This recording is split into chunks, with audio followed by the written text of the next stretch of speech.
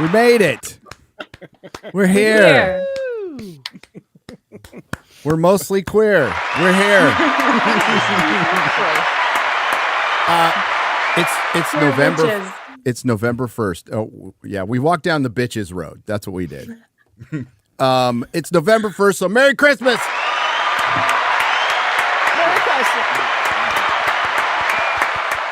I mean, it is objectively the better holiday, but it is. But I feel like it's okay to have all the Halloween shit up all the way through the weekend. Like that's fine. Yeah. Well, I'm gonna. You still have fall into Thanksgiving. Let's not overlook Thanksgiving, the great holiday of Thanksgiving. Okay. Well, but Thanksgiving, you're going through a lot of effort if you put up like fall decorations, like for Thanksgiving.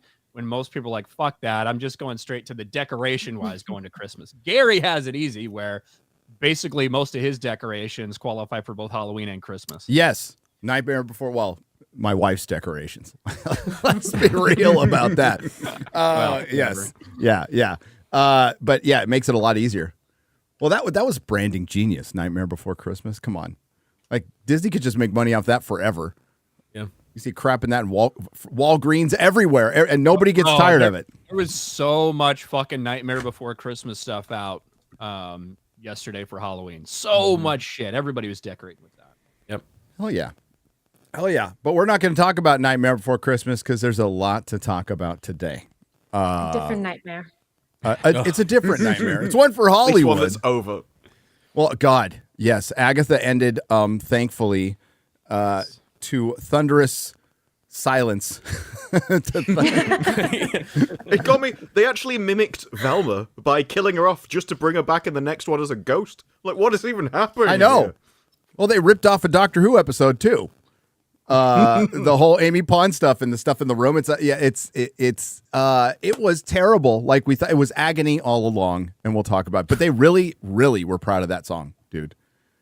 Oh, and yeah. And I can safely say I had no idea what any of it was about. Like I felt completely pointless. It was. It turned out to be pointless. Was just to introduce a new character. That was the entire point. Was to introduce Billy and Ghost Agatha, I guess. And they're going to be working as a crime team now. And to make very sure everyone knew that he was gay, they had to know. No, that was a plot twist. Whole episode. Are we confused about that point? Yeah, I was really confused till they came out and said it. You know, totally. Didn't see that when he was coming. kissing the guy. Everyone's it was like, Glad they cleared that up. Well, it got more gay as it went along. So I don't know if I'd qualify it as the gay explosion that we seem to be promised by Aubrey Plaza. Certainly in the penultimate episode, you had like a moment where they kissed and all that. Oh, spoilers. You had the moment where they kissed and everything, but it certainly wasn't the explosion I was thinking of that I was hoping for. When Aubrey Plaza mentioned she was part of it. I was like, can this be the one D+ show that sticks the landing and the scissoring? But no, we didn't get that. We got. I would have rather just watched that like 2-minute like fappening leak of Aubrey Plaza from like 10 years ago. I would have rather just watched that, to be honest with you. I think more people did. Just to let you know. So it ends. The penultimate. Oh God. Well, I don't even want to break it down.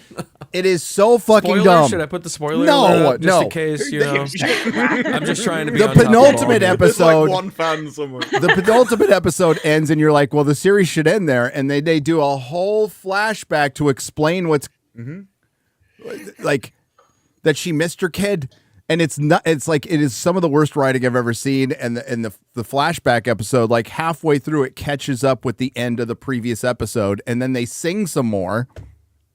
And that's it. It's because they couldn't allow them to be evil, so she couldn't die an evil witch. They had to try and make her sympathetic. Same with him. Bear in mind, he did... When they said, "Oh, I normally kill my coven," he's like, "Yeah, so do I."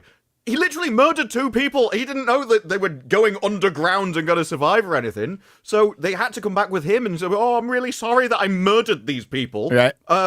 And what I didn't understand is, at the end, he goes in and wants to eradicate her from the universe, and she goes, "I don't want to see my dead son." He's like, "Well, in that case, just come with me and we'll have adventures." We're cool. The amount of switching from like, I'm bad, no, I'm good, no, I'm bad, no, I'm good. It's actually dizzying. You have no idea what's going on. they 100% wanted to build this sympathetic villain because it's fucking Marvel and you're supposed to feel bad for the woman who couldn't control this or whatever. But like in probably like the saddest part, which is when she's burying her son who death has finally come for, like a second later, she uses the song that her child created to just do more evil. Yeah. Right? And that kept on for centuries and centuries. It's a very schizophrenic. This memory from her child to do that. And they tried to play it off at first as if she was gaining more power and killing people to save her son, and then realize she can't. But the moment he dies, that excuse goes out the window, and now you're just murdering them for lols. I mean, it's like all sympathy went out the window. The show makes it seem like he died a year ago or maybe 10 years ago. It turns out it was 300 years ago, but his bedroom looks like it's been updated to like fit the current time. Like there are like drawings and stuff. It like none of it makes sense. You mean he didn't just die 10 years ago? Hey, at this point, we should introduce our guest. Oh, and probably do that ad read. Hi, I'm here. Welcome, Baggage Claim, making her triumphant return. Thanks for being here. Long overdue. And then we have. Thank you for having me. You're welcome back anytime. We should have you on more. Actually, that's my fault. I blame myself. And the last time I was here, we talked about Echo. I was going to bring up Echo. You're going to start thinking I don't like you. Which one is worse? Every bad female-focused MCU show. Just call me on. I'm your gal. Get Baggage Claim for all of those. We also have playing the part of D-Day Cobra today is Canadian D-Day Cobra. Welcome. Hey there, bud. You're gonna have a good time. I mean, Canadian D-Day Cobra. Does that mean Jeremy's finally gonna fucking kill himself? Wow. You know, the love between you two is just, it's palpable. You can just feel it, you know. Oh, actually, I just wanted like to an old congratulate married you too, Ryan, on your new position of being thrust into the furry world. I'm very proud of you. You are so brave for going where truly no sane man or woman would ever want to go. Mm-hmm. Well, just to be clear, there's going to be no thrust in if that goal is hit. But yeah, Jeremy decided. You ever been to a furry convention, buddy? You don't know that, do you? I missed this. What is going on? But all right, I have no idea what's going on. All right, so because that is like I guess a Geeks and Gamers joke at this point, Jeremy, without my consent, decided, he's going all in on locals. We're building the 199 community over on locals, and Jeremy, to motivate people, said if we get 2,500 supporters over on G&G locals, that he would send me to a furry convention. Didn't tell me that. I didn't know about that. I wasn't asked about that. He just decided that. I don't know whether I'll just quit, kill myself, or maybe other people along the way. I don't know what's going to happen if I go to a furry convention. But I do know this. I'm not worried about it because he set the goal so extraordinarily high, 2,500 paying supporters. It's never going to happen. I don't have enough faith in the 199. I don't think they're going to make it happen, even if it makes me miserable as fuck. So I'm really not worried about words. You just It's guaranteed like a it. cut to, and he's just at the convention surrounded by furries going, what did I do? I just want that picture. I'm kind of living for that. I want that more than Acolyte Season 2. I hope you make a video like, I think it was for Park Hopping, where you went to SeaWorld or something, and you just started like insulting all the animals and going around really there's a whale, fat bitch. And it's like walking around insulting everything. That'd be the greatest video ever. It would. Bro, those whales at SeaWorld are so fucking miserable. Especially now that they can't even put on shows for anybody. They just have to flop around. So why are you calling them fat? Because they are. Look at they're fat and pathetic. Yeah, but you don't gotta rub salt in the wound. Hey, if those animals want out, they can hold their breath anytime. Just go down, don't come back up. Yeah. They just stay there. They're used to salt. They're sea creatures. Yeah. What are you talking I get it. But yeah, I don't anticipate that goal being hit, period. It might be interesting content. I don't want it to happen, and I don't think it's going to happen. So I'm not too worried. You should have gone, Ryan. You should go dressed as a trapper or a hunter, right? And then just pose next to them. That would actually be funny. Actually. Have one of those. That would be. Just go as Elmer Fudd. Yeah. Like a big elephant gun. Like a French pelter from the 1790s. No, yeah. Now you're having fun with it. Yeah, cosplay the Ghost in the Darkness. You know, you could do it. Yeah. Or even do like a Steve Irwin to be like, "Oh, look what we got here." Look, I'm sure that there's a handful of we got a furry famously in the audience at Geeks and Gamers named Tobias. I'm sure he's fine, but let's just be honest.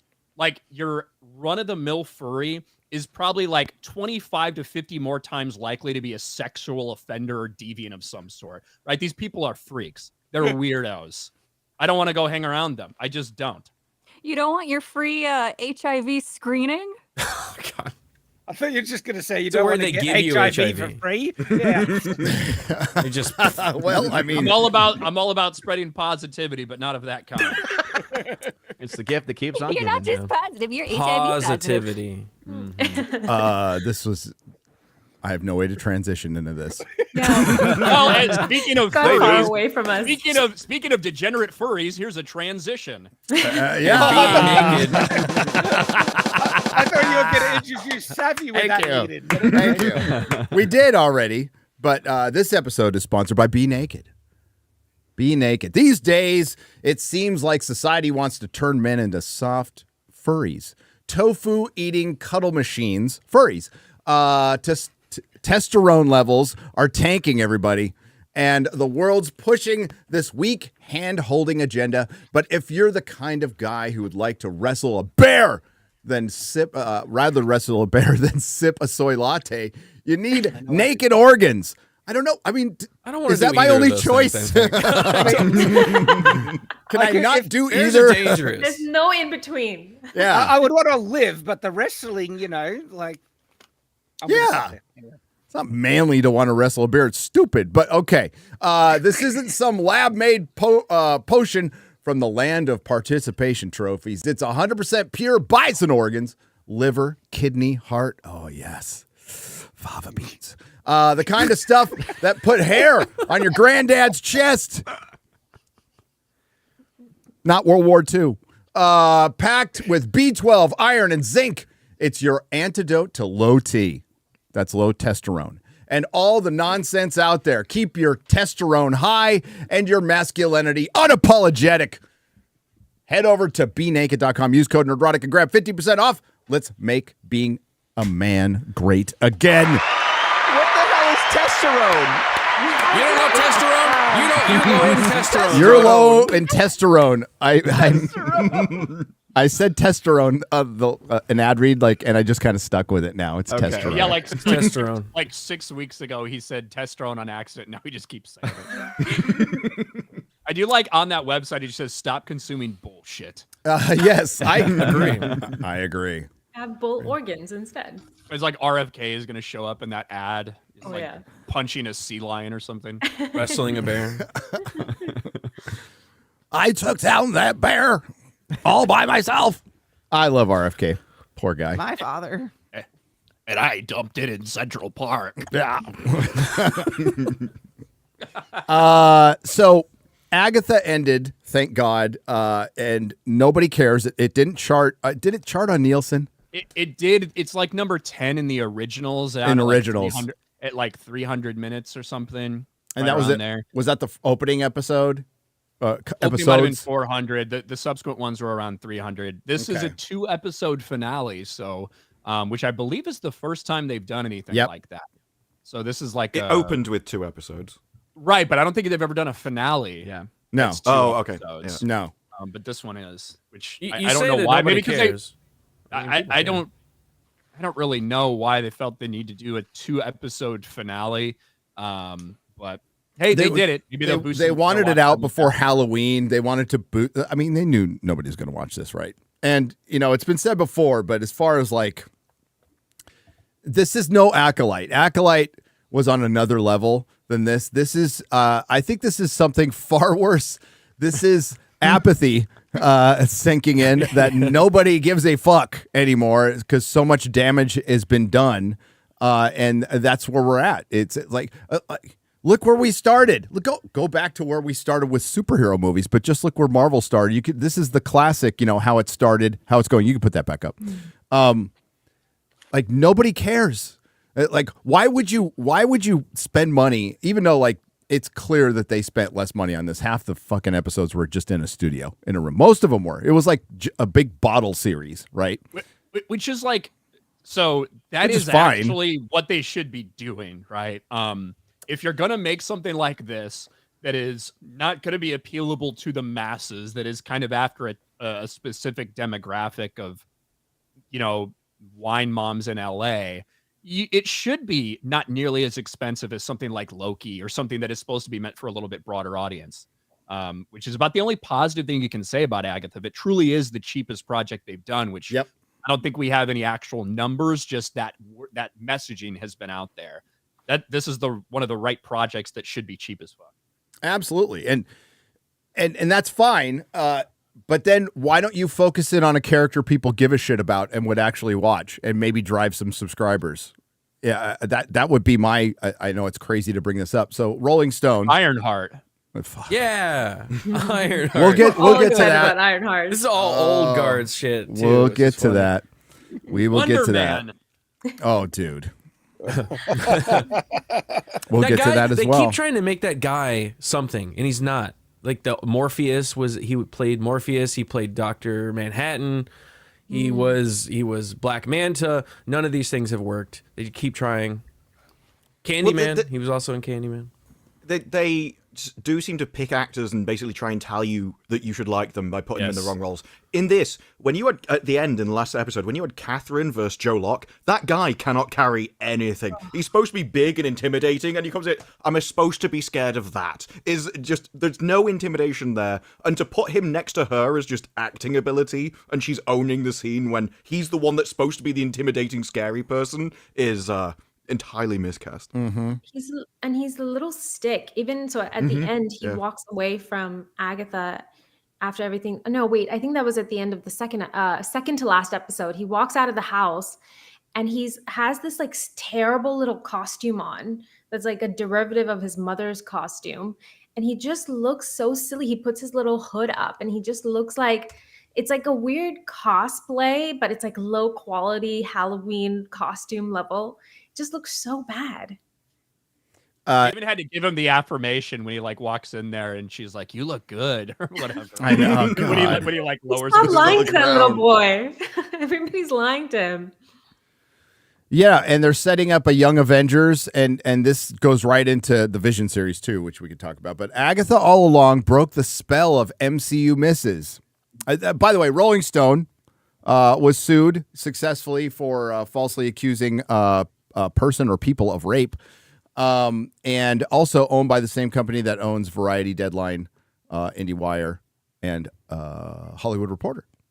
So you're saying they're trustworthy then? Oh, totally. This is a credible source. Rolling Stone.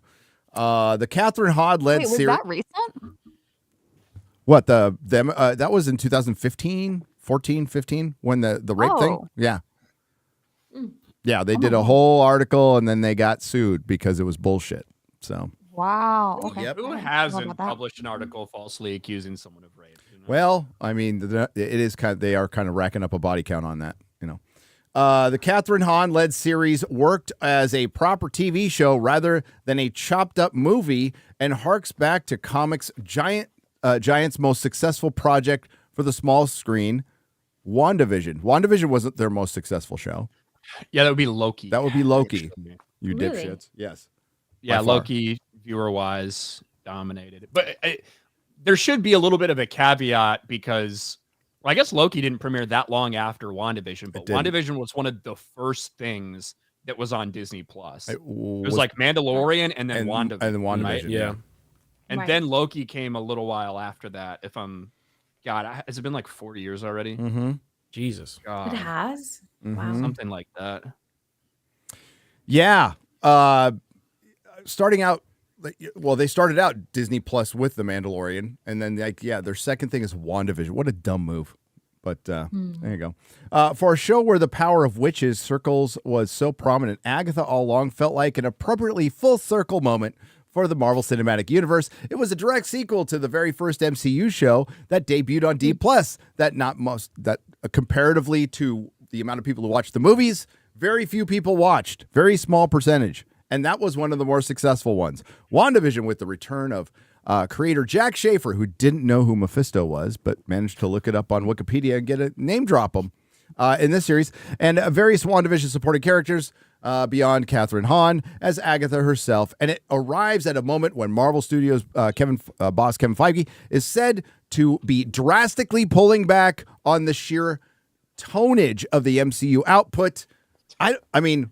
Tonnage, yeah. Tonnage? Did I say tonnage? I'm fucking... You said tonnage. I missed the second N there. I'm retarded. But they're trying to change the tone of the MCU. well, they are. They are trying to do that too. So that's probably what But not as many race swap characters. I think that like it's funny too because that has been the messaging for a while. It's about quality, not quantity.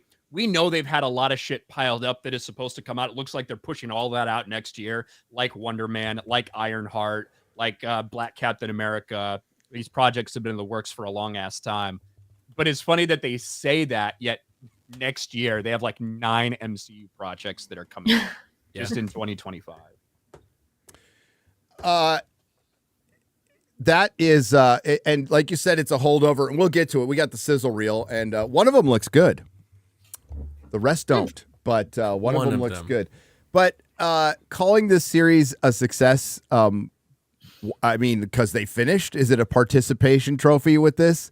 It didn't chart. Nobody cared, and they knew nobody was going to care. But this is from Slate, who is normally friendly to them. Let Marvel characters die already. Agatha all along was the MCU's best show in years. Then it had to end like that. The best show bizarre ending. The show, I think, would have been stronger if they'd ended it an episode before. Yes. I don't really know what that last thing was all about, except to try and set up a second season, which they've said themselves they weren't going to have. So... Oh, this is it? It's a one and done?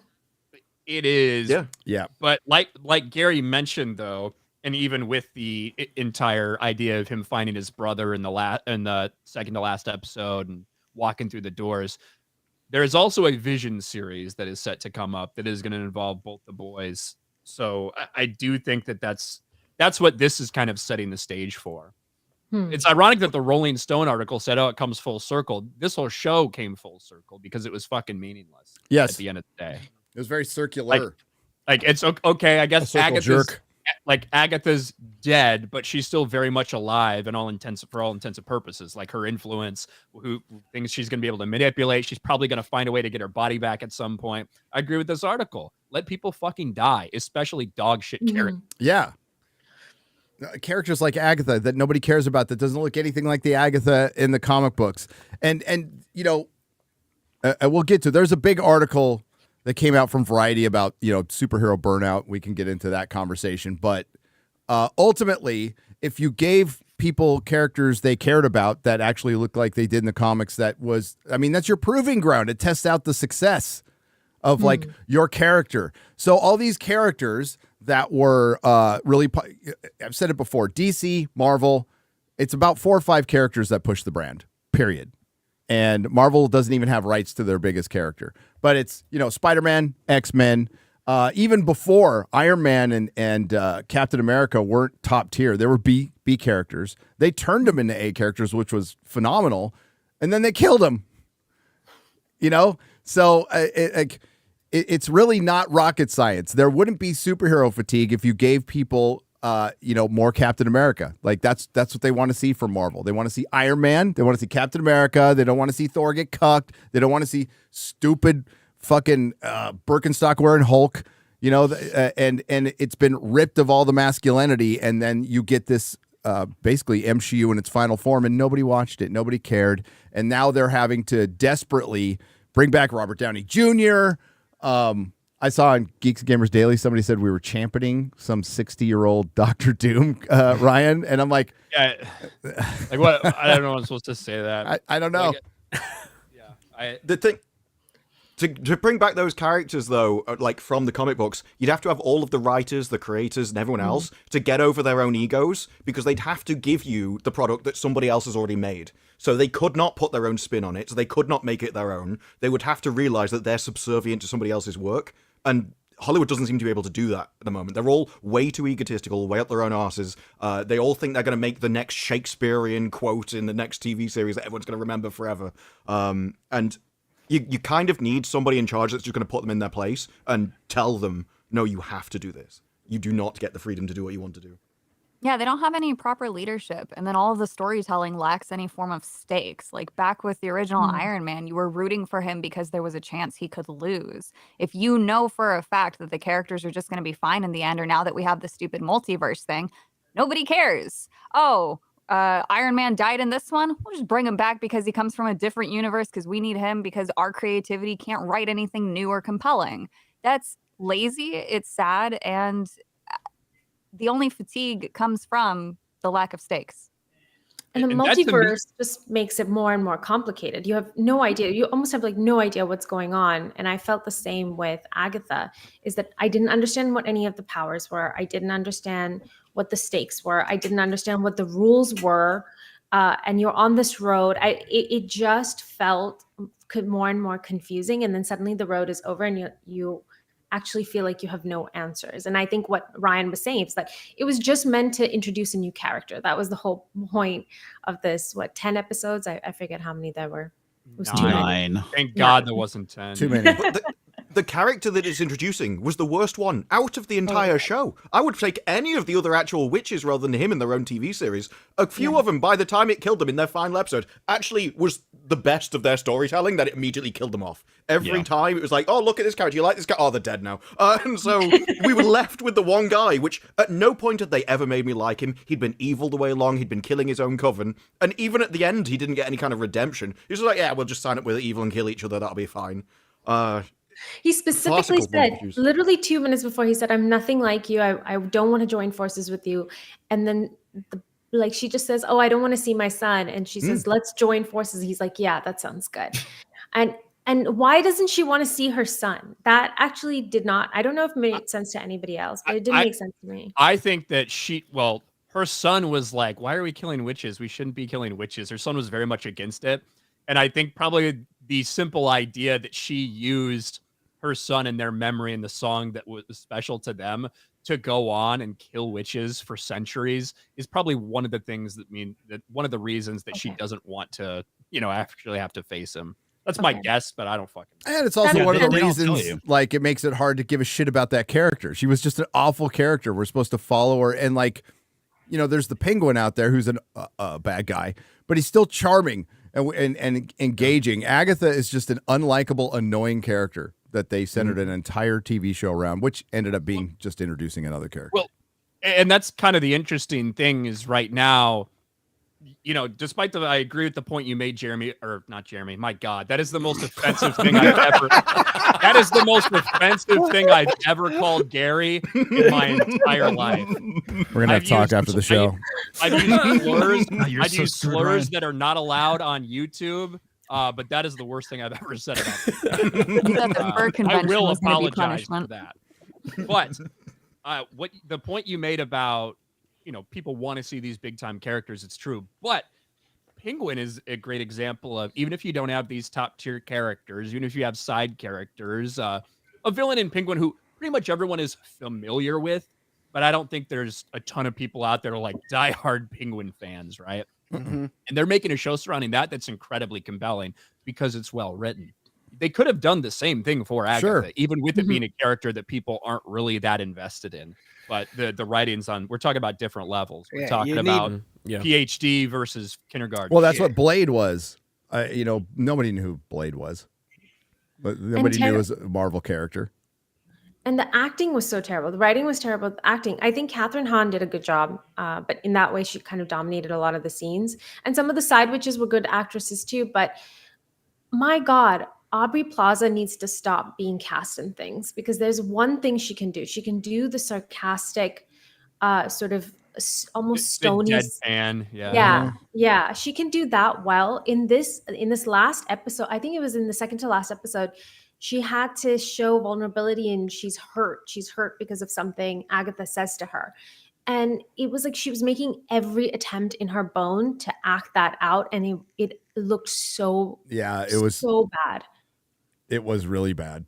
That stretched her limits. Maybe we know why Aubrey isn't in more stuff. Yes. And it almost came off sarcastic. I felt like she was doing it purposefully poorly to show sarcasm, and then she meant it. She was actually trying to look sad. It just doesn't work. She as Death was not intimidating in any way. That didn't feel, she was sort of just sarcastically there. Yep. And then it ended. There's not much to say. Like, it should have ended on we didn't get to see a real big fight between them, right? Like, they led him to this entire thing. You see a couple color splashes thrown each other's way. One person thrown through this, one person thrown through that. And then really it was it, because she was like, I'm leaving him here. And then she changes her mind and wants to die. And that was just that. Like, she heard her son's name and that was it.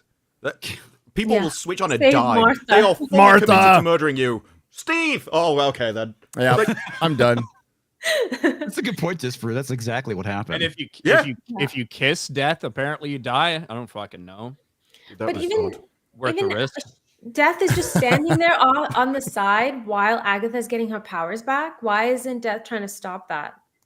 Well, didn't she get blasted right during that? Did she?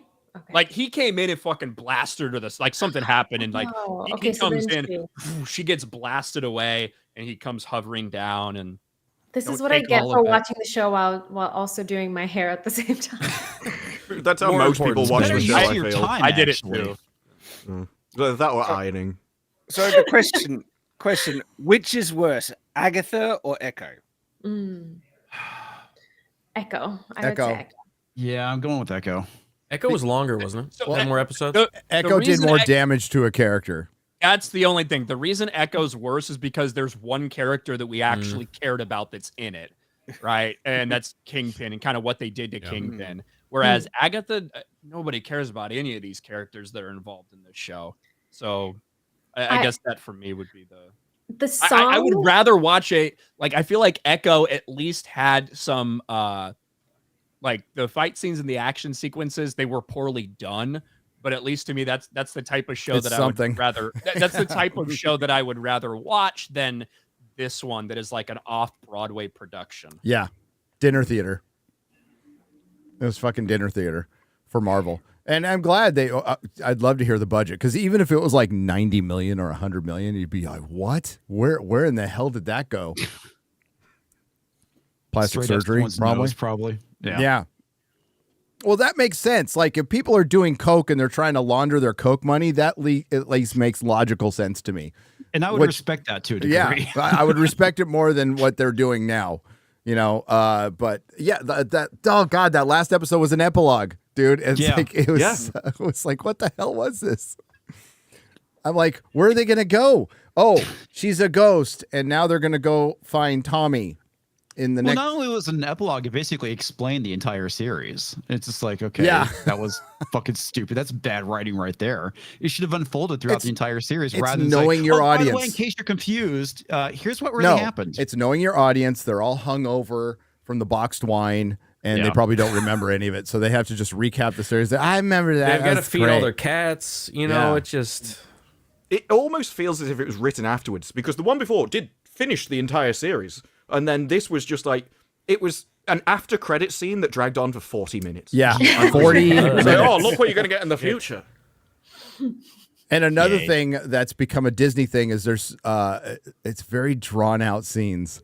Very long, drawn out scenes, slowly delivered dialogue, just padding. It's everything now. I hate that trend so I watched The much. Woman of the Hour. That entire movie is long, drawn out scenes of like trying to build up suspense, but there's no suspense. It's just that style of hang tight, guys. Why do they all Cover do it, for though? me. They all I think it's streaming. it. They're trying to just fill that time. Just filling that time it's up to like an video games hour. Too. It's like these people don't know how to actually write dialogue in the slightest. And not only does it sound completely unrealistic, but the timetable of it. And then it's like they're trying to take the cartoons or the anime, you know, where you have the the facial expressions and focusing on that and the slow. I trying to capture cartoon in reality, and it I doesn't work. I think that amateur writers feel like time between sentences, it makes it feel more dramatic and that there's more tension. That's truly what I feel like the cause of a lot of that is.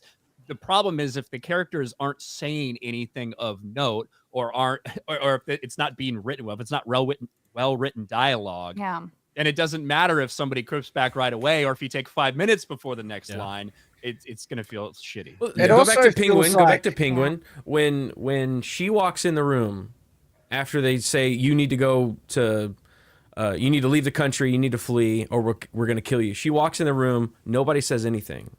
She slowly walks around, sits down, and it's almost silent for like half the scene. And it's compelling because you know the tensions between the characters and the things that have been said in these different situations prior to this scene. Like it matters. And in now every single scene is slow, dialogue, stretched, and It's who because cares? the work for that scene has been done beforehand. So they set up all the characters so that when it happens, you're projecting your emotions onto the scene. So they can shut up and you notice from all the glances and everything what's working in the subtext of everything. You know But what's if in their you're head. bored. Now you're just projecting, this is really boring, nothing's happening, because none of these characters have any depth, so you've got nothing to project on them or When emotions you- to feel about them in the first place. When you have no characters to gravitate to, they're the most important thing. That's why, things that become plotted before building up characters. When you have no compelling characters, your eyes start wandering. You start going, you start seeing plot holes, you start seeing inconsistencies, because what Disparu just said, you're fucking bored. A good characterization and good characters can cover up a lot of, I brought up Buffy a lot. There's tons of plot holes in Buffy. Doesn't matter because we care what these characters are going through, and we want to see what the resolution is, good or bad. This one we just I just wanted it to end. And And I should have skipped it.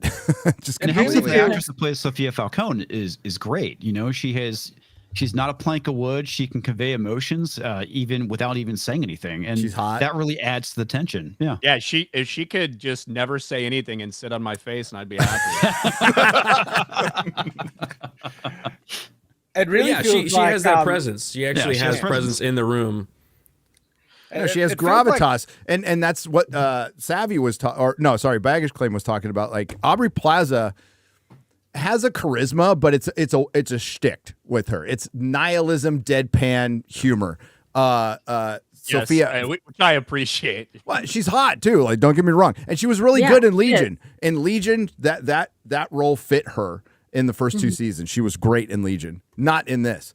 But Sophia Falcone has charisma and is intimidating, and that's kind of how you do it. That's something Hollywood has lost. She's still a woman, right? Yeah. She's not a dude. We'll find out at the end of last. I like that end of the last actress. She episode. There's She was the mother in How I Met Your Mother, if all of you remember. And that's such a hard casting because people are anticipating that role, finally getting to see who the mother is. And suddenly they cast her. And she really did such a great job in that she has great presence. Absolutely. Yeah, I wish I would have paid. Her eyes. There are some people that just have incredibly expressive eyes, and I feel like she's one of those people. Yeah, she could pull off the crazy eyes, and it's still hot. Okay. Yeah. Yeah. Exactly. Yeah, that's not an easy thing to do. Okay. Usually that's run as fast as you can. Speaking of Buffy, I just finished the 3rd season. I'm taking my time with it a little bit, but I just saw the season finale of the 3rd season, which is the high school stuff, and it was so Principal. good. It's the principal, so good. It's epic. Oh, sorry, the mayor. The mayor. Yeah, Sorry. everything that he did. The mayor. Yeah. My bad. Yeah. And then Angel walks off into his own series. So is this your first? It's not your first time watching it, right? You're just It rewatching. is. Oh It's shit! my first time. Okay, Yeah. so do you have the list? You have to have the I list. do. You do, so you can do. watch Angel and Buffy and kind of because they really do bounce off each other more than you think. Okay. It's pretty cool. I think I checked it a couple months ago, so I have to remind myself, but I think this is the point, right? It's as of season 4 now, it matters, correct? Yep. Okay. I'm very excited about And that. it's mostly just switching episodes. Okay. But there's a couple you have to watch 2 in a row. So yeah, I'm sure Mahler sent you the list, and it's a good list. It's a good list to follow. Is it true that Angel season 1 is kind of weak? Is that true? I prefer Angel to Buffy. Oh. I would disagree with that. I like it's very procedural, but it sets everything up, and it's it's a lot different than Buffy. It's way more superhero than Buffy, right? And it's a lot darker, and they deal with more demons, and they do that in Buffy too. But the weakest Angel season is season 4. Which one's that? That's the one before season 5. Well, yeah, after season 3. It's what they did with it's Cordelia, and she got pregnant at the time. Carpenter got pregnant. Yeah, we have to find. Oh yeah, no, I get and that. Connor, The Wolfram and Hart storylines were my favorite by far. Oh, dude. You're saying weakest season for Angel or for Buffy was season 4? Weakest season for Angel is 4. Weakest season for Buffy is arguably 6. Okay. Parts of 7. There's parts of 7 that aren't great, but no, Angel sticks the landing. Angel season 5 is one of the best seasons of television ever. Wow. Okay. Yeah. I'm very excited. You will like it. And why? Drew Goddard is involved. Stephen DeKnight, then Joss Whedon. So Drew Goddard, Stephen DeKnight made the Daredevil series. They've made a lot of good shit. So they know what they're doing. And it actually deals with deeper topics, which you just don't get now. Things like how much evil would you do if it still prevented something worse? And you just don't get that kind of conversation anymore. Now people are just evil. And there's not for a reason. They're just evil people that you're supposed to support anyway. Yeah, because down with the patriarchy. That's yes. the reason to be evil.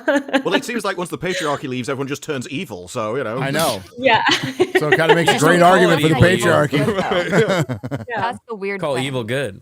That was the interesting thing about Agatha. I mean, aside from Billy, who I could argue is not really a man of a character, there are no men in that whole series. No. Yeah. Except when they come to, mess up a witch's life, and that's it. That was the strange thing about all of them. They're like, yeah, we just happily murder other witches. Should we carry on with each other? It's like, why are you working with these people? They're all scum. Leave. I don't know if you can name other than like Billy's dad or whatever, and maybe like a couple of the neighbors in like the beginning few episodes. There's no men in that series. Nobody consequential. And like the only male character is gay as fuck, and also like 16 years old or something. You know what I mean? Like there's no male presence at all. He's more of a girl than half the fucking women in That's accurate. And maybe, Ryan's helping me like connect all the dots, because obviously I didn't pay attention to the series, but maybe he has an answer to this. What was up with Mrs. Hart? What was the point of her? Just a joke. Literally just a fucking joke. It's just supposed to be a joke. Yeah. Was she even a witch? No, she got brought along because Agatha needed to trick the rest into getting down there so she could steal their power. And they needed a green witch, and so she pretended that she was a green witch because she was a gardener.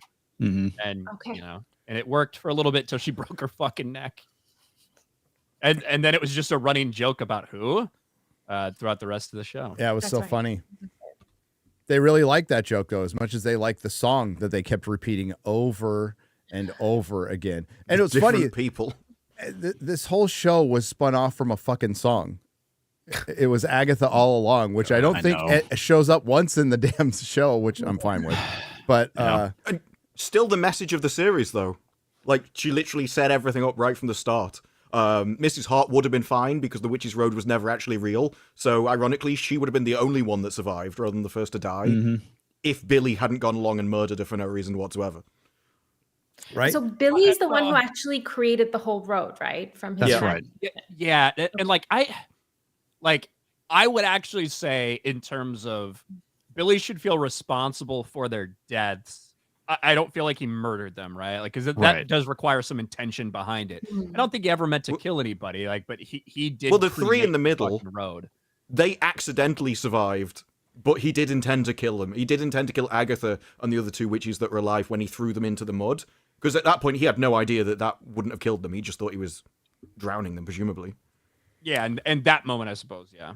Having not watched this show, This sounds like the dumbest fucking show I think I've ever heard. It was dumb. Fuck, what do you mean? Why the fuck did I watch it if you didn't? I watched all the other stuff. And I'm Watch forced to Penguin. remember this dumb shit. That's the terrible part. I fucking remember all of these things. I wonder what it like pushes out, what quality programming it pushes out to make space in one's brain for this nonsense. It's got to. Oh, right? nah, you just Well, that's a purge good it thing. Then after you can watch it again. Great Well, I mean, episodes of true. Cheers. I can't even remember half of it at this point. It's Right out. done. It's gone. Yeah, it doesn't really leave much of a mark. Yeah, like I've forgotten most of Echo at this point. You know, that was Yep. 8 months ago, and I've forgotten most of it. What even happens in Echo? Jesus. Nothing. I Just remember like a What a train. sign every She language. goes to a B-plus town show, in nothing Oklahoma. I know happens. that. Yeah, It's Oklahoma. She makes She's the Kingpin queen. feel guilty. The Kingpin rounds up a posse to kill a reservation full of Indians at the end. Oh yeah, yeah. really Like, and terrible. then she like outfit. gets all of her like ancestors into herself, and she like fights them or something. Yeah, Yeah, she yeah. literally becomes the peak girl boss of like, Yeah, I forgot about that. every one of her ancestors is a girl boss, and she gets all of the girl boss's powers. Girl boss at the very Ultron. end.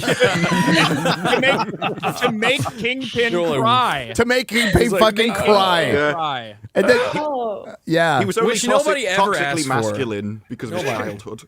Nobody and ever asked for Kingpin that. had to get therapy after that, right? That was the Yeah. whole point. Yeah, was to something get like him that. Therapy. And now Yeah. we're supposed to like, and now he's obviously the big bad of the next Daredevil series, and it's like, man, we just saw this guy get embarrassed and cucked.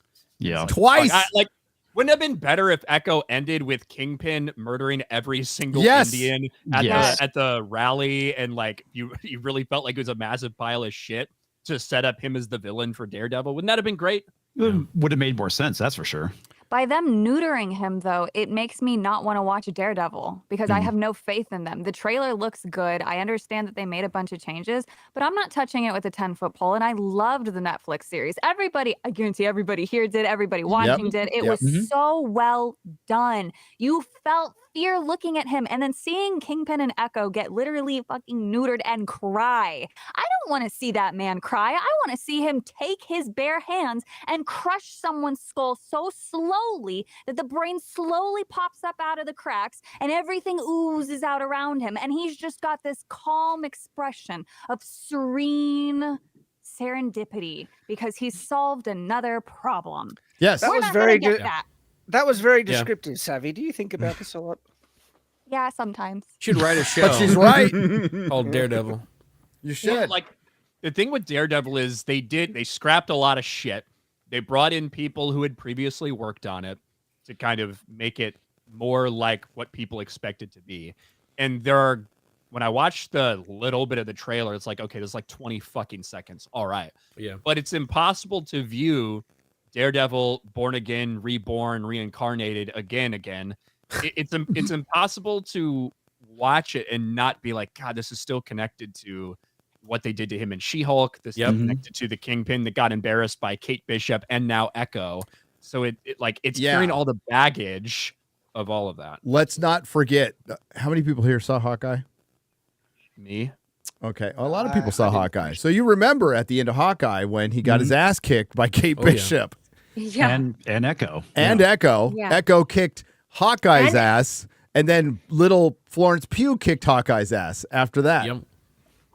That was one good thing about Echo in that it didn't damage Daredevil himself. Because in that one fight scene where he's at the start, he just dominated her. And it just looked like... I don't think it was supposed to look like he was playing with his food, but he It did. clearly outclassed the other fighters Yeah. so much, it just looked like he was playing with her. So As it should it have is a been. bit of a change in attitude compared to She-Hulk, where the intention was to humiliate him.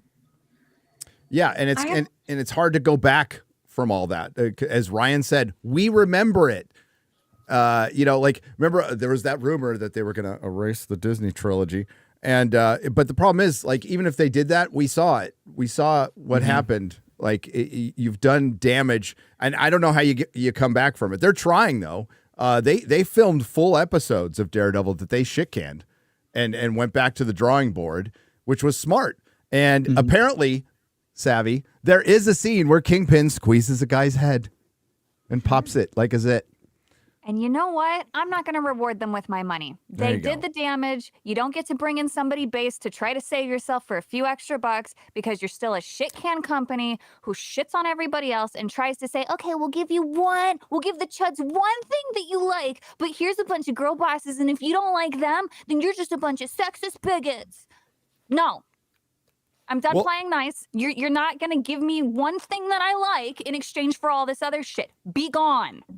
That is something that you're going to have if the pendulum swings or whatever it is. If they try and change attitude, they're not going to flip. It will swing until they're like, well, where's the line that you'll just accept? No, yeah, it's never Where's gonna the flip. brain mush that you'll accept it? And Russell T Davies actually said this about Doctor Who, and I think he kind of forgot he said it, but he did say that we have to give them a good story and we can give them the message. We can cram them both together, so we get both things. He did say that. Didn't work out for him. Hey, there's a Doctor Who Christmas special coming up. I think they're mutually exclusive. You can't have good and also the message. There's just no overlap. There just is not. Well, because the message is very black and white thinking. And for good storytelling, there has to be some level of nuance. It can't be propaganda. It has to be, you have to let the audience kind of draw conclusions. And that's what makes a good story. But I think it's just, it just turns more and more into a propaganda poster every day. It did. And, I said it on a stream the other day. Kevin Feige did say he had done his bit for King and Country when it comes to the message. We'll see if that happens, because you got to base what you judge on their actions, not what they fucking say. So we've definitely seen an effort to stop the bleeding, like we've said before. I don't know. It doesn't help their legacy at all. It doesn't help anything for longevity. Bringing Robert Downey Jr. back in the Russos. I think that just looks desperate. Yeah. One of the problems is that if that is, say that in this mythical world, Kevin Feige goes based and red pilled, right, with everything, which I don't think that's going to be the case. I think they just want to get back to normal entertainment like they were in phase 1 and shit. But if that is true, it's going to be like 2 or 3 years before we start to see that stuff coming out. And you've got all these things they've already invested hundreds of millions of dollars in, like we just saw for the slate for 2025, that like those things are still coming down. Like the Wondermans, the Ironhearts, the things that a lot of us just quite frankly do not care about. Yeah, the other thing, too, that we're going to have to balance is even if they tell them to not put preachy stuff in it, even if they say, okay, we're not going to write a story about 2 gay characters who go on about their gay lives and how important it is to be gay and be them or whatever, right? Even if they remove all of that, if they do not remove the writers themselves and actually hire good writers, it's not going to matter. Nope. Like the bar, they lowered the bar so much, I don't actually think they themselves will ever get out of it. And that's just the sad reality, too. Like, you can remove the preachy elements, but until they actually hire competent, good, passionate writers and respect the source material, which none of them clearly do, none of the people making choices clearly do, because this is a leadership problem from the top coming down, and it just, like a waterfall, it just spreads everywhere until it's, so much of a mess, you can't clean it up. Until any of that changes, we're never going to get anything decent again out of these people. Right. And the one thing missing from the previous Daredevil series is all the writers. All the writers. Because it's like an infection. Once it's in the writer's room, you really you have to root all of it out, because it ends up straying the rest of the writers, even if you're a competent writer. But if you have one person who's screeching that this is, you're promoting colonialism, or you're promoting a white ethnocentrism, you're promoting heterosexuality. Like, there's so many ways. I like how all those 3 things were deemed to be equivalent. Well, that's what they always say, the colonial hetero patriarchy or something like that. I mean, they literally string all of it together to form one word or one concept.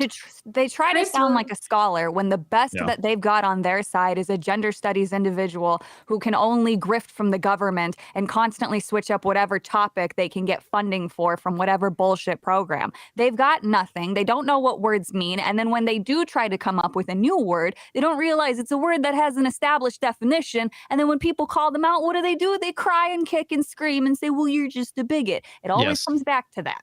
They're just unintelligent little shitbags looking to huff their own farts and get high on their own supply because they don't care about anybody else. And if somebody says something mean, then it's a personal attack instead of the fact that they're just bad at everything that they do.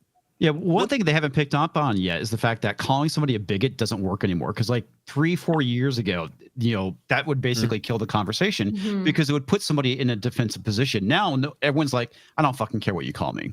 Which works in the reverse of what they want, right? They've destroyed the meaning of these words that used to mean something. That's why it used to actually mean something to be called racist or to be called a bigot.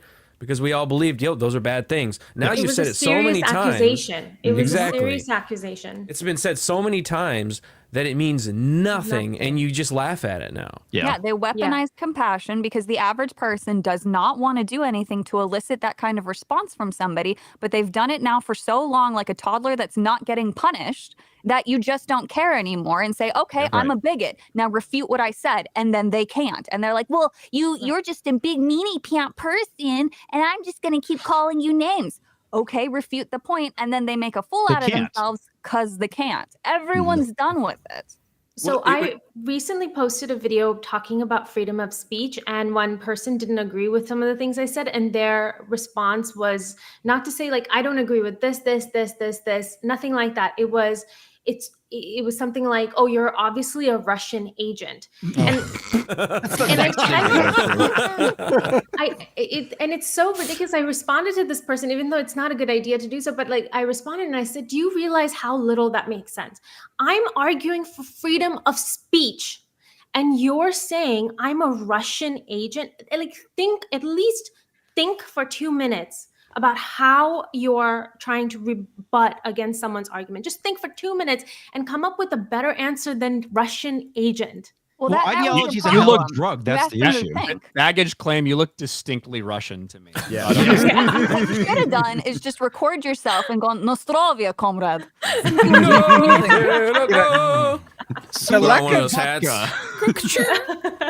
The lack of their ability to engage in an actual logical argument just reeks of like an emotionally stunted, developmentally delayed, individual where they've just been coddled so much, given the participation award, and they can't engage. They're not grown up. And therefore they can only make emotional appeals and then get offended and screech at the moon, literally scream at the moon because they're not getting their way. It's a very sad state. My favorite thing about all of this is they'll try to prop themselves up and say, well, I'm an award-winning writer. Just because your little participation trophy crew came up with more participation trophy awards to give you guys so that way you feel like you did something good doesn't mean that you're actually good. Well, the thing, emotion versus logic has always been one of these issues. It's always been two sides of the same coin, essentially.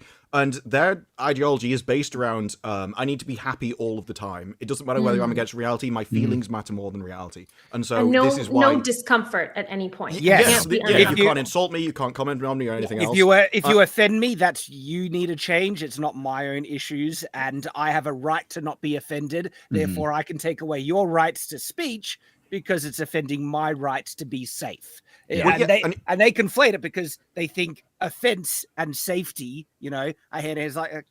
Well, it's safety and offense, they're part of the emotional side of the argument. But this all comes down to ego, because once they determine that their happiness matters more than anything else, including reality, which includes profit margins, you end up in a point where we used to have all the same stuff. Russell T Davies used to make his shows like Doctor Who, but they'd be little niche shows for the niche audience that it is, and they do very well in the niche audience. It's like Agatha. It has an audience. It's just not mainstream. So it belonged in the niche side of the audience where it would do very well for a very smaller budget.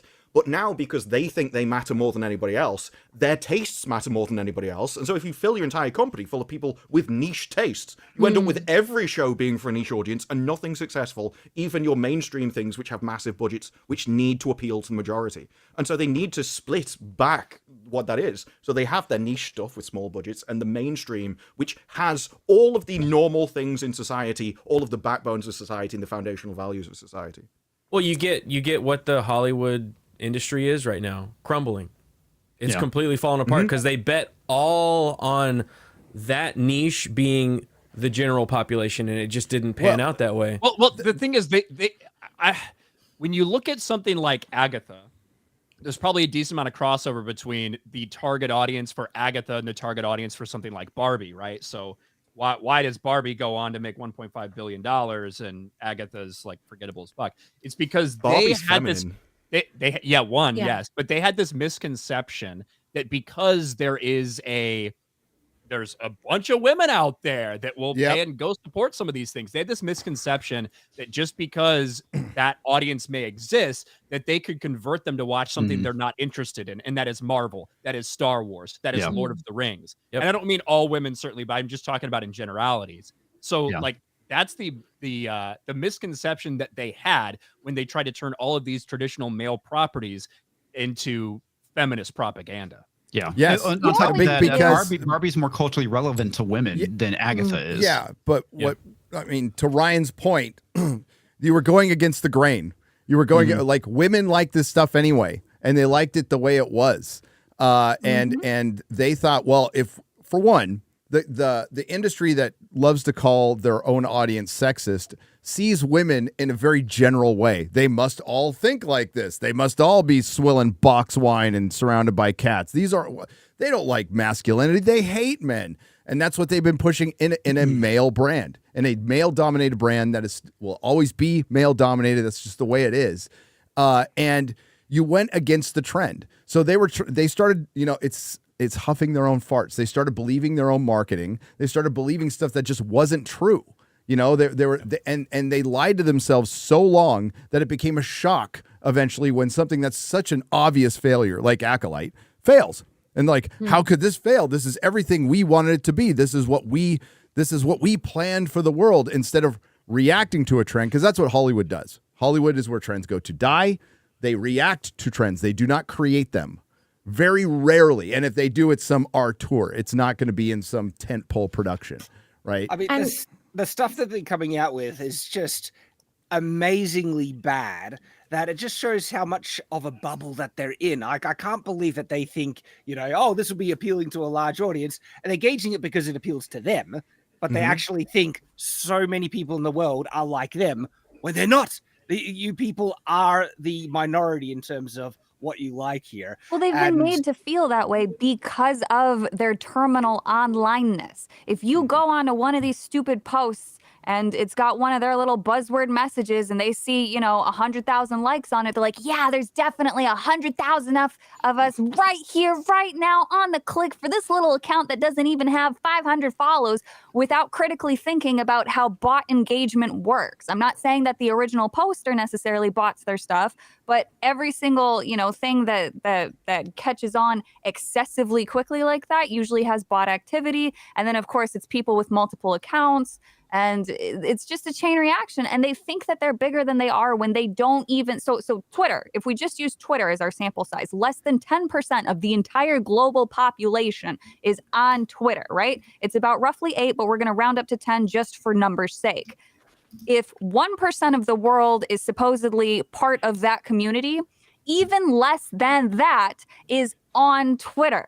They are such a small minority that though they look big online, once they release a product, it fails because they're so small. Yeah. And even then, there's a big divide in them because there's the loud, obnoxious people who are constantly saying the bogus stuff that they are. And then there's the other side of them. They're like, please stop embarrassing us. We're not trying to say that we're trans. We're not trying to say this. We're not trying to say this ideological thing. We're trying to blend in and be accepted.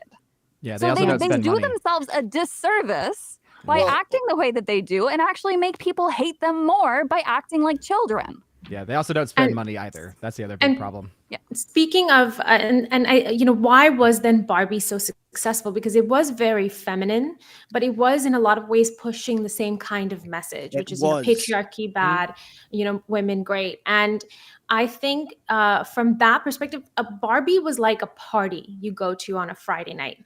It was an event where you could get dressed up and you could go with your girlfriends. And, myself, I got invited by a couple of different girls who said, let's go, like friends of mine who said, let's go, let's dress up, let's wear pink. Like it was in that way. And, we're in our 30s, like we don't have occasions to do things like that. But it was also the reason it kind of caught on like that as an event was because there has been such a barrage of very masculine type women being represented in movies. And for once, this was a feminine woman who was leaning into fashion, and like women, we enjoy that aspect of it. But other than that occasion or like party you got to go to, it has no cultural relevance at all. I never see anyone reference it. I never see anyone use it as a meme or talk about a quote from it or scene from it. I never hear anyone reference it. But you know what I hear people still reference all the time? A movie that's almost like more than 20 years old. It's Mean Girls. From a feminine perspective, Mean Girls had such a permanent impact on the zeitgeist because it actually captured exactly what it's like to be a woman.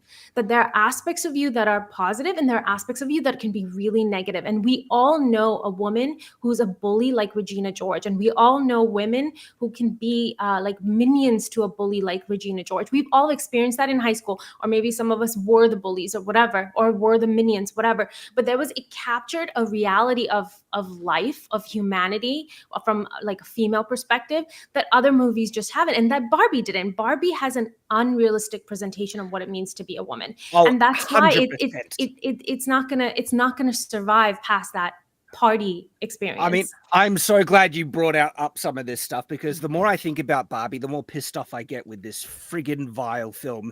Like, it is one of the most man-hating pieces of trash that modern media has made recently, and it kind of goes under the radar because it does embrace the girly, the prettiness and stuff like that, and so that draws in a lot of, women. But at the same time, right, there is this really vile, emotionally manipulative, pandering, strong subplot in Barbie where it legitimately doubles down in trying to get women to embrace their own insecurities, and then it basically manipulates women into that to just embrace it, especially that insane speech where it's like, it's hard to be a woman, and she goes through all these things when like, come on, really, you want to compare that to that people...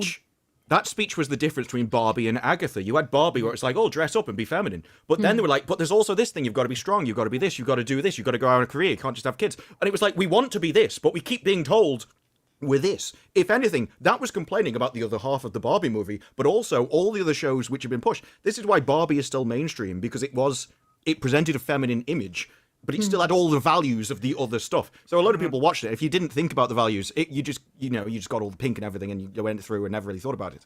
And a lot of people, they ingest media that way, right? Yes. And I have friends who are like that, because then they'll ask me, what did you think of Acolyte? And I have a 40-minute rant about it. And whereas for them, it was like, oh, I just didn't like it. That's, and so they kind of look at me as like, wow, you're being kind of crazy. Why are you so wrapped up in the details of why it's so bad?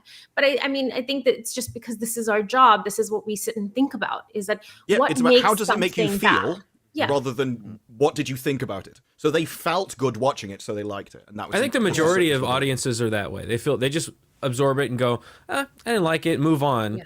And I think that's why it's taken so long for that pendulum to swing and for money to stop coming into these giant corporations, because people started going, well, the last 4 or 5, 10 projects from Star Wars weren't that good. I'm just not ever going to show back up.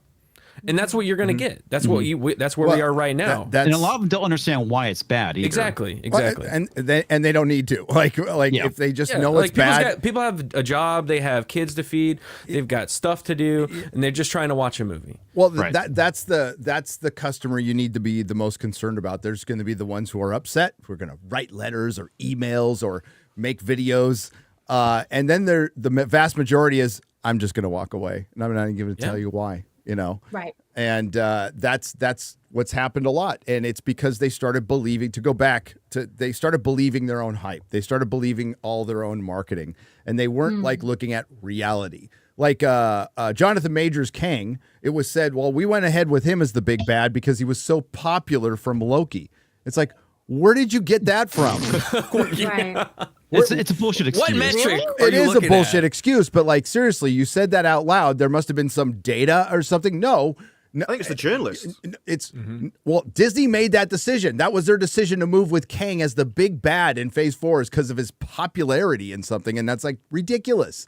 And no, it didn't come from marketing. It didn't come from research. It just came with how they felt. And you would think, so many people in charge of so much money, same goes for government, by the way, you would think they plan things a little more, that they do their due diligence. No, they don't. They got their thumb up their ass half the time, and like they're making shit up at lunch, like, and again, at least when people were coked out back in the day, there was some commitment to make something. At least to launder the money and get more coke. Somehow. But yeah, You know what it is? So just as there's no stakes in any fiction anymore written by these people, they themselves don't feel the stakes of failure at their jobs because if they exactly. get fired, they're just going to turn around and say, you fired me because I'm gay. You fired me, so you're a bigot, and I'll sue you. Speaking of that, I went and looked up the new writing crew for Daredevil is from Echo. No. I do Doomed. wonder when you talk about like top-down enforcement on these things, what they actually see, because the odds are they're in a meeting and they don't know the numbers or anything, so they get a presentation of how the series did. And for Agatha, they're going to see that Rolling Stones article and go, "Look, it was really good in the press. Everybody loved it." And so they come along and think it's the next greatest thing ever. Well, rather that's the than scam. actually.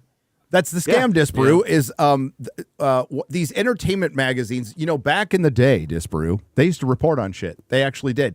But what they become is, in stating the obvious, sorry, that's what we do here on YouTube, they're a marketing arm for Hollywood. So what they do is basically reprint press releases, add a little here and there. Occasionally, they'll criticize something that, like, you really can't avoid. Sometimes they'll just praise something and they don't give a shit, like Acolyte. They were saying the Acolyte was a success too. And they're just out there lying. But they do it to reaffirm themselves. And it also helps Disparu with the bankers who are in charge of all these multinational corporations, multi-billion corporations who don't watch any of this shit. So they're just going to look at the press clippings. So it's a way to preserve a job. I mean, how does Alex Kurtzman keep getting work? Well, it's because none of the people at Paramount watch fucking Star Trek or give a shit about Star Trek. They just go, is he making stuff? Is there stuff on our streaming service? Okay, we got to worry about the billions of dollars we're in debt right now. We can't even worry about it. So it harms like what would have been a money printing machine. Star Wars was a money printing machine. Doctor Who was a money printing machine, and now they're not. And they're going to end forever. There's no coming back. Like Star Trek has lost generations. There's no coming back for that. Doctor Who, there's no coming back from that. And Star Wars is in the same space. I think Marvel's like the one thing that could, if they really committed, they could probably fix it. They'd have to do some crazy shit and do something Kevin Feige said he would never do, and they have to reboot. They have to. Yeah. But they still need to terminate every single person there. This fear of Yes. offense has castrated creativity. And we need to bring back the spinal column in the office. We need to tell people, this is bad, you're fired, or even better, just say, hey, you did a shit job. I'm going to burn this in a fire in the middle of the desk so that way you know how bad it was. Now you have one day to correct this. Well, Otherwise, again, we're just never going to get anything good again. There's an interesting point that's related to what you're saying, Savvy, and Gary, you kind of were dancing towards this point as well, that the fact that the people who should be in charge of the quality control of this aren't fans of what's being made. And if you're not a fan of Star Trek, you're not going to be able to gauge and figure out what Chad, is good Star some Trek. of them aren't fans of watching television or watching movies So they in understand. general. And these are they're the like, people. They're like they're Fuck board you, hire members. these They're people. board members from like Kraft and fucking Pepsi and shit. Yeah. Like that. Right? And so then how can they judge what is good or bad? So Alec Kurtzman, whatever, he deals up a bit of slop. And to them, it's just the same nerdy, gay Star Trek space crap. And they're like, oh, yeah, sure, the nerds will eat it up. And so they can't say this is dog crap, make something good, because they don't know what is good. I want to ask a question on that point.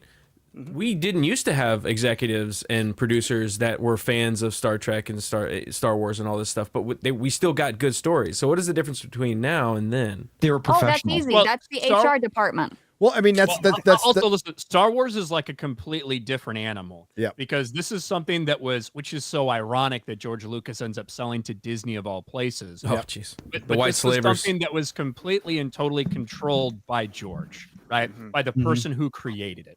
He was the person who bottom lined all these decisions. Now, did he surround himself with some people that worked at Lucasfilm before 2012 that would help in that decision-making process and streamline things so he didn't have to do every single thing? Certainly. But it was him. He was in control. And a big reason behind that was because he didn't want to work within the confines of what a lot of people in Hollywood wanted him to work with. Yep. So he said, I'm going to do the whole fucking thing myself. I'm going to finance I'm going to do the prequels because I want to do them. And I don't want to be tied to what these different companies want me to do. And, when you sell then to a company that is not structured like that is instead like Disney, the very thing that George Lucas hated so much in Hollywood, this is what you get. That's what you get. This is a good point. You get like I was talking before. You get board members that are just board members. Like again, they come from like Pepsi or Kraft or fucking Bud Light or whatever the fuck that like they're just board. They're a good board member, and you can't do that when you're creating art. It might work for a widget or a product, but it doesn't work when you're creating art. And they're the ones who make the ultimate decisions, and they're hiring people like they would hire people at Pepsi or Kraft or whatever giant corporation or pharma, but whatever the fucking pharma corporation. It's, is this person going to make stockholders happy and support the CEO in content we're making, in crap we're making right now?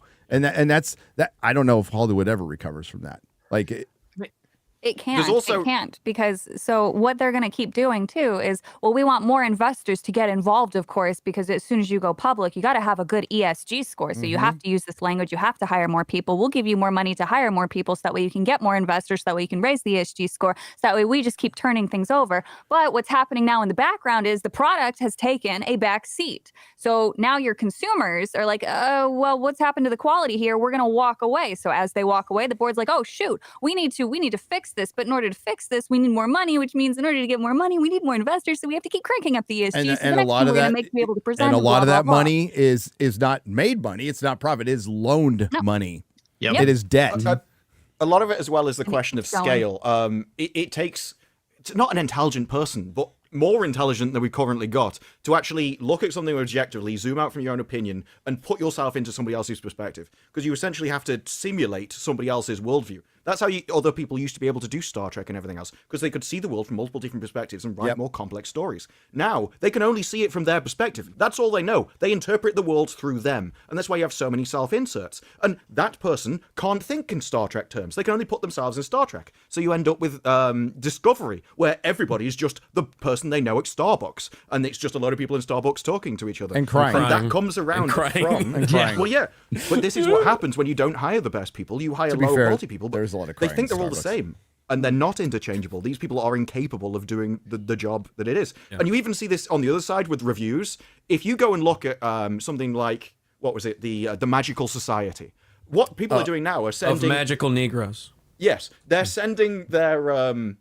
The perfect reviewer that they've got in their company to review that show. So all the reviews in that, it wasn't racist enough. I actually wanted it to be more racist. That's basically the summary of those reviews. But if they go and do a show for 4'9" women, they'll send a 4'9" woman to review it. So every review comes back as if this was perfectly made for me. It represents my worldview, and I find it amazing. Rather than having what used to have the objective reviewer that reviewed everything and kind of took his own opinion out and just reviewed it on the content itself. You know, Those are called bigots. Yeah. I don't think want we're to getting be racist. Maybe that's a good thing. reviewing a movie about women of color. I mean, that's what Brie Larson said years ago. And that's basically what we're getting right now. We're no longer having objective reviews anymore because bigots. You know, going back to some of the core issues, which I actually think we are starting to get to some of the primary things, because we're talking about what has changed between before and now, where the execs, they are unaware of what makes something good or not. And I think one of the things that have changed is that the people that they usually have listened to tell them, oh, this is good or this is bad, has been replaced by activists. And now the activists are saying, Yes. this is good because of the message. And they're Yes. like, okay, you're telling me people love the message. This has more as the message. Okay, we'll send that out. And one of the contrasts that really stands out to me is I watched a thing about the creation of He-Man and the mentality that they went through to try and figure out, what do you think kids would like? And their mentality was, make a product that was popular and profitable, not a product that's going to have the tick boxes and the message. And it was really simple stuff. They said, what do boys like? They love barbarians. They love weapons and swords. And what would be a message? Well, kids are constantly told no. What if we make a theme where that empowers and gives them a sense of, autonomy, that they can do something themselves? What if we have a tagline, I have the power? And that was really simple logic, but holy crap, was it effective? Okay. Yeah. If you just figure out some of the most basic things about what do guys like action heroes, things blowing up, sexy women. Make something around that. You'll probably make something really popular. But the mentality's completely flipped now. It's like, what is our focus? Okay, white man bad, racial guilt, LGBT representation. That's male and pale is stale. Like that's a saying in Hollywood, and that's what leads to things like Agatha. Because as a normal comic fan, you would go, one of the things that D+ did was Werewolf by Night. The Werewolf by Night Halloween special was pretty good. Just do something like that. I don't know. If you want to do something around Halloween, you have a bunch of monsters. You can do Dracula. You can do Werewolf by Night. You could do Man-Thing. You could bring in Brother Voodoo. Make a fucking Ghost Rider series. I don't know. I would have done all of that before Agatha Harkness. And more people would have watched it, and it would have been more popular. If you just have Ghost Rider running around like, killing demons, or what, that'd be great. Yeah. But like Shad was saying, what do boys like? Swords, sexy women, cars, stuff like that. All of those things are demonized. Yes. All of it, like, what do girls like? The things that girls like are also demonized. Oh my God! Could you imagine Ghost Rider on an electric bike? Oh, it's a scooter. But that's the thing. You can't create things that demographic would like, because those things in society now has been demonized, and it's just not allowed. They're trying to turn the whole the aspect of like universal values completely upside down, and they're trying to cut it up as much as possible and saying that there's no such thing as a universal value. There isn't. It's just what you want as an individual, whatever you want, whatever is the authentic you. And I was watching. I'd never watched the Justice League cartoon series before, and So good. It's so good. Yeah, and I watched it recently, and there was one episode where Aquaman, his brother, is betraying him. I'm sure you guys all know what I'm talking about, but his brother betrays him and ties him up to the stone underwater, and his infant son as well is right next to him. And his infant son is going to die because of something that's about to fall on him. And Aquaman is caught in this fear. What is in this difficulty, and what he ends up doing is having to lose an arm in order to save his son. And it's so cool. But I was just kind of surprised because I've been watching whatever kind of content my little nieces watch, and it's nothing like this, right? It's nowhere near like this. Granted, they were quite young, but at the end of that episode, they talk about wow, someone says to him, "Look what you lost," and he looks at his infant son and he says, "It was worth it. Some sacrifices are worth it," and that's a universal idea, right? That sometimes the most important things that are outside of you will require you to lose things as part of you, right? Self-sacrifice. And that's all of parenthood, right? You sacrifice yourself at the altar of your children. Now, I'm not a parent, but that's as everybody else right. tells me that, right? Yeah, that's right. But that's not, that's not a universal value that we see anywhere now. Even the idea of sacrificing oneself for someone else is considered wrong. It's like, no, why is society asking me to sacrifice myself? My needs come first. And which is why even the concept of having children is now demonized. Now that's not a universal value anymore. Having children, hoping for the betterment of their future, of their growth, That's not a value anymore. Now it's all about me, and it's all about like a narcissistic perspective Power. on your world. What's Power. what's the underlying theme of Acolyte and Agatha? Power. And the thing is, the fact that they can get rid of these values proves they're not universal values. But stories are how you pass down these values through the generations because they were good values.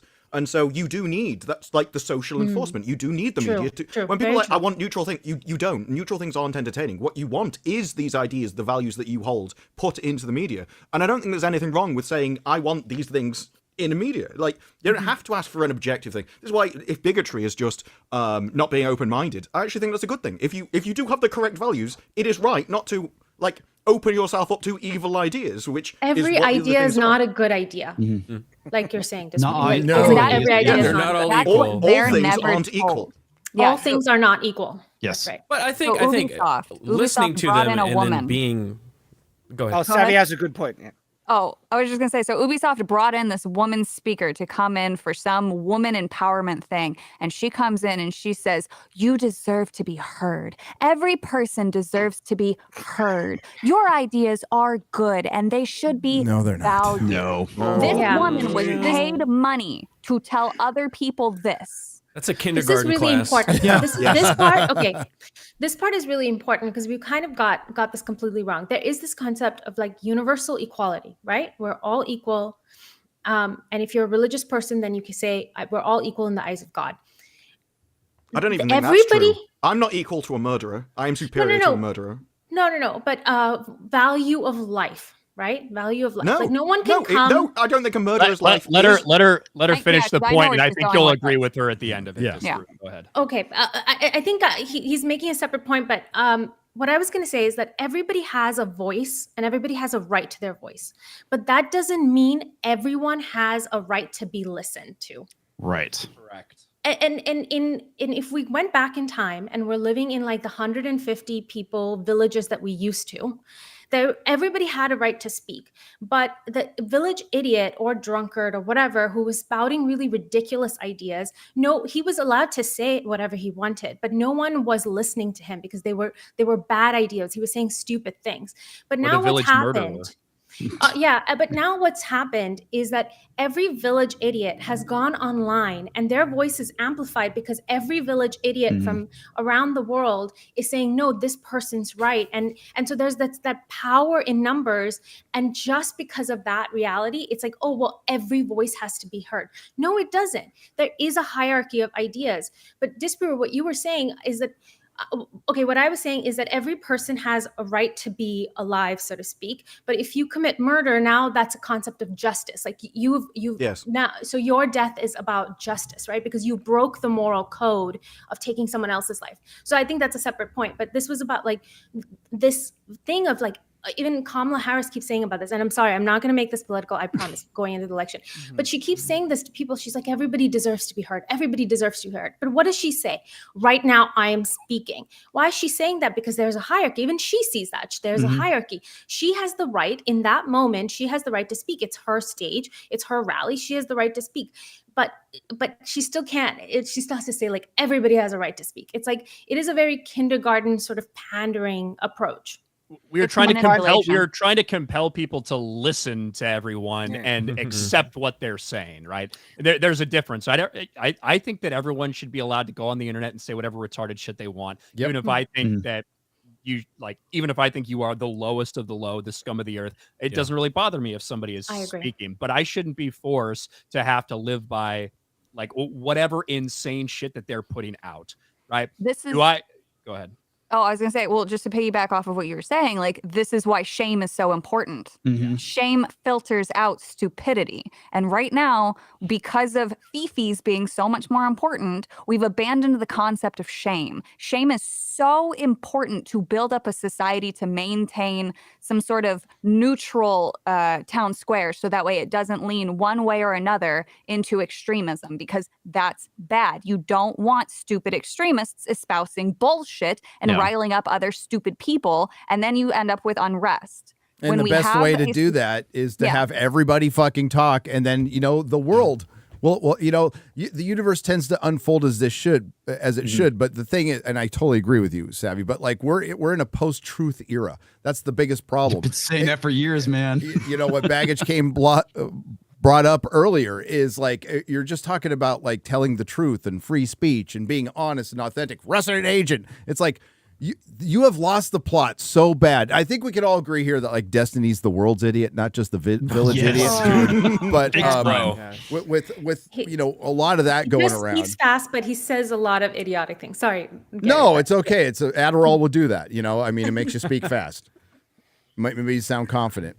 Maybe confident enough to get into a polyamorous relationship and think it'll work out. But so will the woke mind virus as well.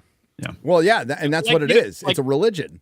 Yeah, it's a religion. What Savvy said about absolutely. shame, like that's important. This idea, this concept of someone coming in and say everyone deserves to be listened to. You have good ideas. No, fuck you. 30 years ago, if some degenerate, weird, autogynephilic fuck wants to pretend that they're a woman and walk into the women's restroom at a high school, they would get the crap kicked out of them. There would have been a big fucking problem with that. Yeah. Everybody would have been able to call it out. Everybody would have been against that, and it wouldn't have happened. We live in a different world now where the powers that be, and for a combination of things, one of those things is that people in power are afraid of those words like bigot, those words racist, stuff like that. So even the people who might not be intentionally wanting to push that kind of thing, but they're too big of cowards to like actually stand up for things that are right, they end up being too scared to do that because of those words that we're no longer afraid of, but a lot of people that hold these positions of power still might be.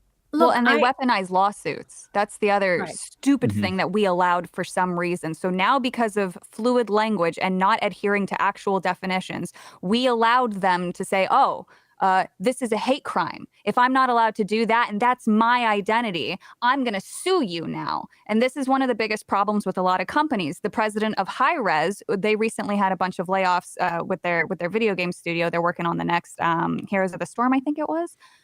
He said that the reason why they have some of the training courses that they do is because it's to prevent lawsuits, because they don't want somebody to come in and say, hey, somebody said something insensitive to me, but now the company can feign responsibility simply because we have a training program. If we remove concepts like that, bring back shame, bring back the spinal column, then we can achieve greatness once more and move forward as a society. But right now we are hung up thanks to a bunch of fucking idiots. Yeah, and people miss the point that we're social creatures, right? Like if some people are willing to stand up for their ideas, no matter how unpopular they are, but there are a lot of other people that can't do it. And I'm one of them. Look, I'm willing to go online and talk about my opinions. But when it comes to my social circle, like on my Instagram, people have no idea who I'm voting for because I know I will be completely ostracized because I live in California. Pretty much every person I know that I've ever gone to school with I know how they're voting and they will not be happy to hear my answer. And, there might be a couple people here and there that, it would be nice to see that, but it's almost like you have to live in silence. You can't really tell people what you believe. I can't walk on the street with a particular hat because I might get attacked. There is this social pressure of falling in line. And it's the same thing in a professional environment because, America is actually built up with like politeness that you have to come into any conversation with politeness. By the way, other cultures are not like that. Like the amount that Indians are willing to scream at each other would shock people, right? We are. I don't do it. I do it sometimes. Baggage claimed that you feel comfortable in San Francisco because there's so much shit on the streets. Oh God. No. Just to add to that, though, there's a historical reasoning for it. And so the only reason why America is so different from everywhere else is because America itself and Americans in general hold themselves to a different standard. The United States is the only country in the world that does that. There is not one single other nation or one single other culture. Where do you think you got your politeness from? But your even entire then, culture is based in Protestant English values. I think it's less politeness. British superiority. Hold on. Here we I think go. it's less So we like politeness the and dirty it's more, Irish in. Yeah. it's more respect. You go into a conversation with respect, which means politeness, but also means like you respect me as well. Well, and I think dude, that's what America we live in has. a That's country. a We live in a privilege. country. There'll be a 4-way stop in the middle of fucking nowhere, and most people will stop at that stop. Because you sign. respect it. You respect the order. Well, That's this a is the good thing. thing. That Shame. is exactly a derivative of British culture, though, because it was like America was established as a derivative of, it was established by Englishmen. And then we improved it. And then we improved it. Well, you I considered 100% yourself more agree. English I than think English at one point. But this is shame is a part of social conformity, and this is why I'm saying you do actually want your values put down, because otherwise you have other people's, and you have revolutionary values, which destroys your way out. So you can say, I don't want to be forced to do what someone else does, but you're not really, because it's just an affirmation of your culture that you were brought up in, which presumably you agree with and like, which is why you're still in the country. And if you don't have that, you end up with a country where anyone can do anything, and they will destroy what you liked in the first place. And that's what's Yeah, we happening to parts of our understand. country. Yeah. Yeah, we understand as a Brit, you don't like the idea of revolutionary ideas. I know Yeah, that. we get it. Yeah, exactly. you're getting We get it. All right. Nobody wanted your fucking tea anyway. Hey, you Hey, I'm decided an to try Indian. and I turn want the that ocean tea. into tea. That was best. Now go ask your town council if you can go pull weeds in your own yard. Yeah. See how that Yeah, goes. yeah, you're gonna have. But again, because of the if, revolution in the UK. if you don't want to pay for the BBC, get somebody to come to your house and fucking grill you. Or get Nobody arrested wants for to pay telling for the jokes. BBC. But the BBC license fee is the most fake tax ever because nobody watches it anyway to pay for it in the first place. I know. But going back to the point that we were just kind of talking about is that the extreme behavior that the current generation is willing to tolerate now becomes the normal behavior of the next generation. Right. And it just Yes. that's how the And degradation of I standards. think less and is being tolerated. behavior. I think I- less yeah. is being tolerated every day. A lot of the things we're talking about right now, we're talking in the present tense because it is happening now. But I think it's a whole lot less than it was yesterday or the day before that or last year Yeah. or 3 years ago. I think you're right. Like Baggage People are Claim was waking talking up. about wearing like a Make America Great Again hat out in public. That would have been a problem a few years ago in certain parts. Still is probably, especially where you live. San California. Francisco, I'll- definitely. you know what? Yeah. When I go back, I'll wear one. Fuck it. I'll walk around. I don't care. But You're a braver man than I. I have to go back one more time. I have some of my stuff is still there. I have to get it back. But no, you're seeing more people not give a fuck and wear that hat, whether you like Trump or not. Like people, a dude got murdered for wearing that hat in Colorado. So I mean, like people, it was actually dangerous, and more people are waking up and not giving a fuck and finding out that the fix was in, and we'll find out on Tuesday. But the fix was in for a lot of stuff. Okay, not just an election, for a lot of stuff.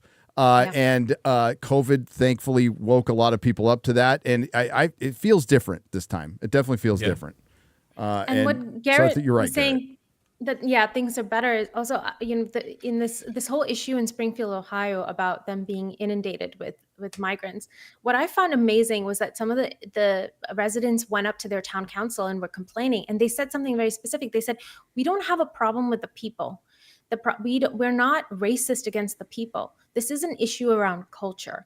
And the fact that people are understanding that, how to make that distinction, because I think 10 years ago it was very hard to argue. It was very easy to get accused of racism, and here a person is able to make that argument very succinctly, might I add, that it's not about the person, it's about our culture. We have to find a way to preserve our culture. It's the same issue that the UK is up against. Britons are actually at risk of completely losing their culture. Yep. And that's why we talk about pop culture, because that's part of our culture. That's right. And it is Absolutely kind of It's a important. reflection. Uh, Massively so, yeah. And that's why we're about to show the next Marvel show that has Muslims wielding machetes fighting against people in the UK, right? Is that what's up? I mean, close.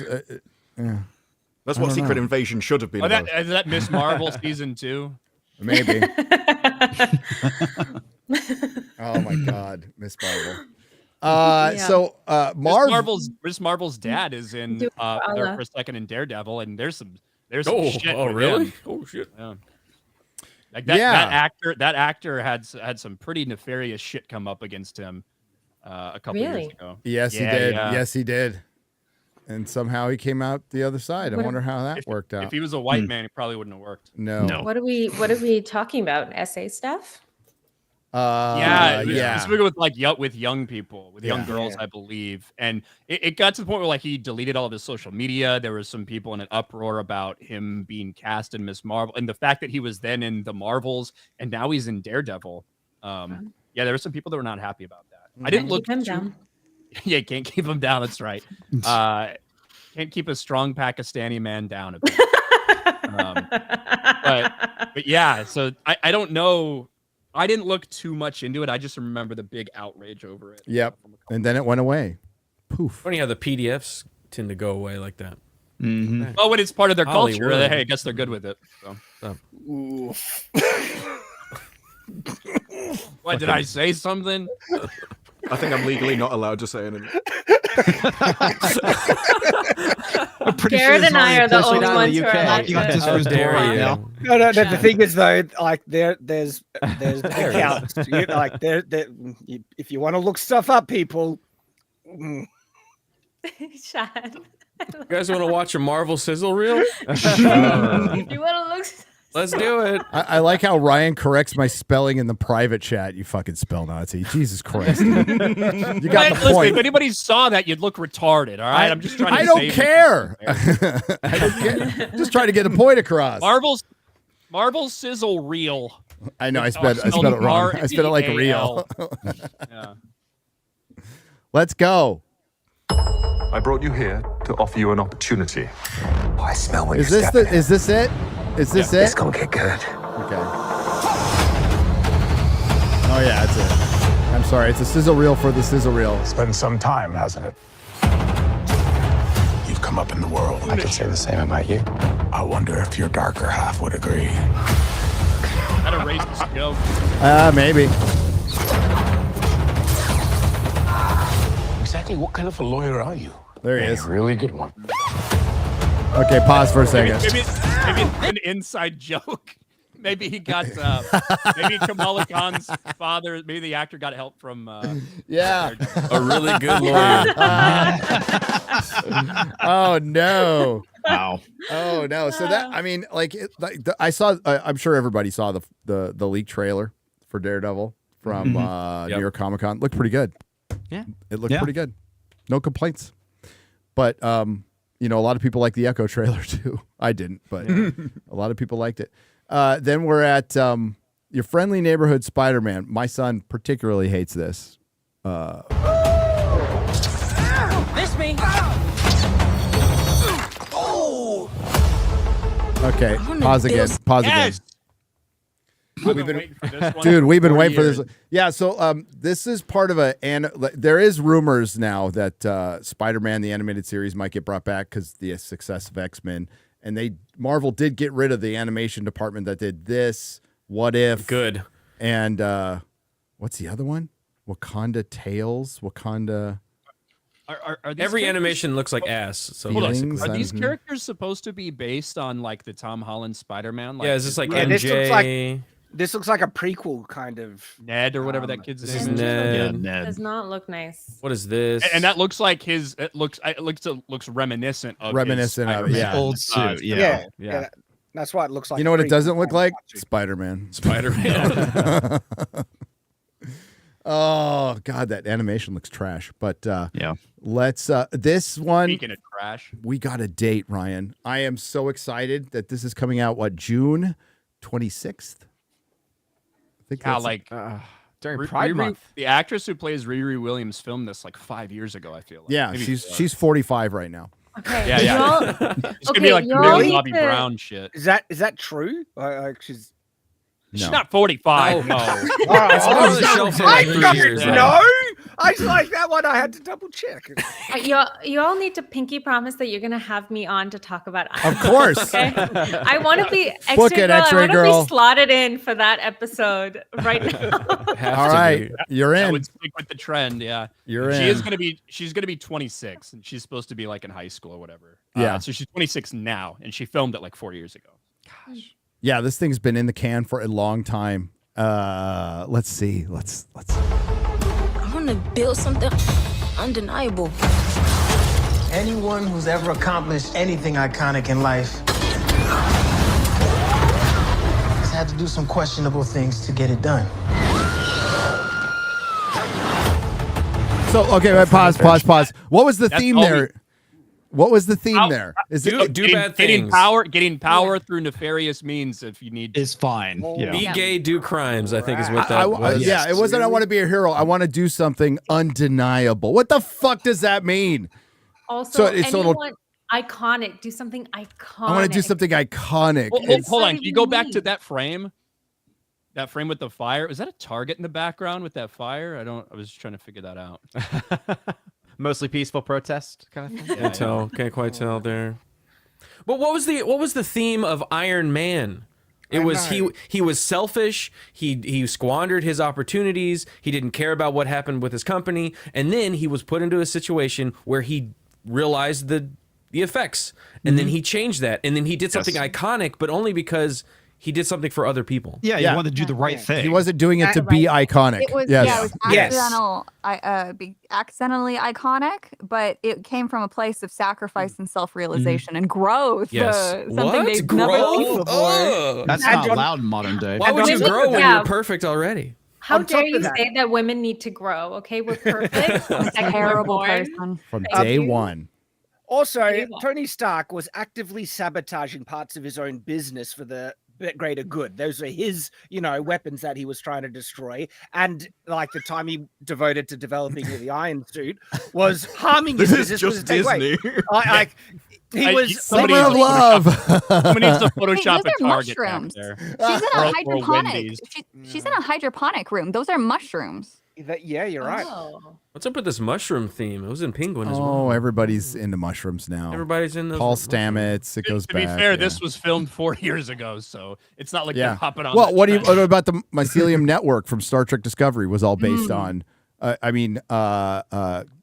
gay engineers named after Paul Stamets. So money. But seriously, this small thing a bit with Ironheart, just how selfish it's coming off. Like, I hate it already. This character is awful. Good job, Disney. It only took Shad 20 seconds to lose his Ironheart boner. Yep, it's dead.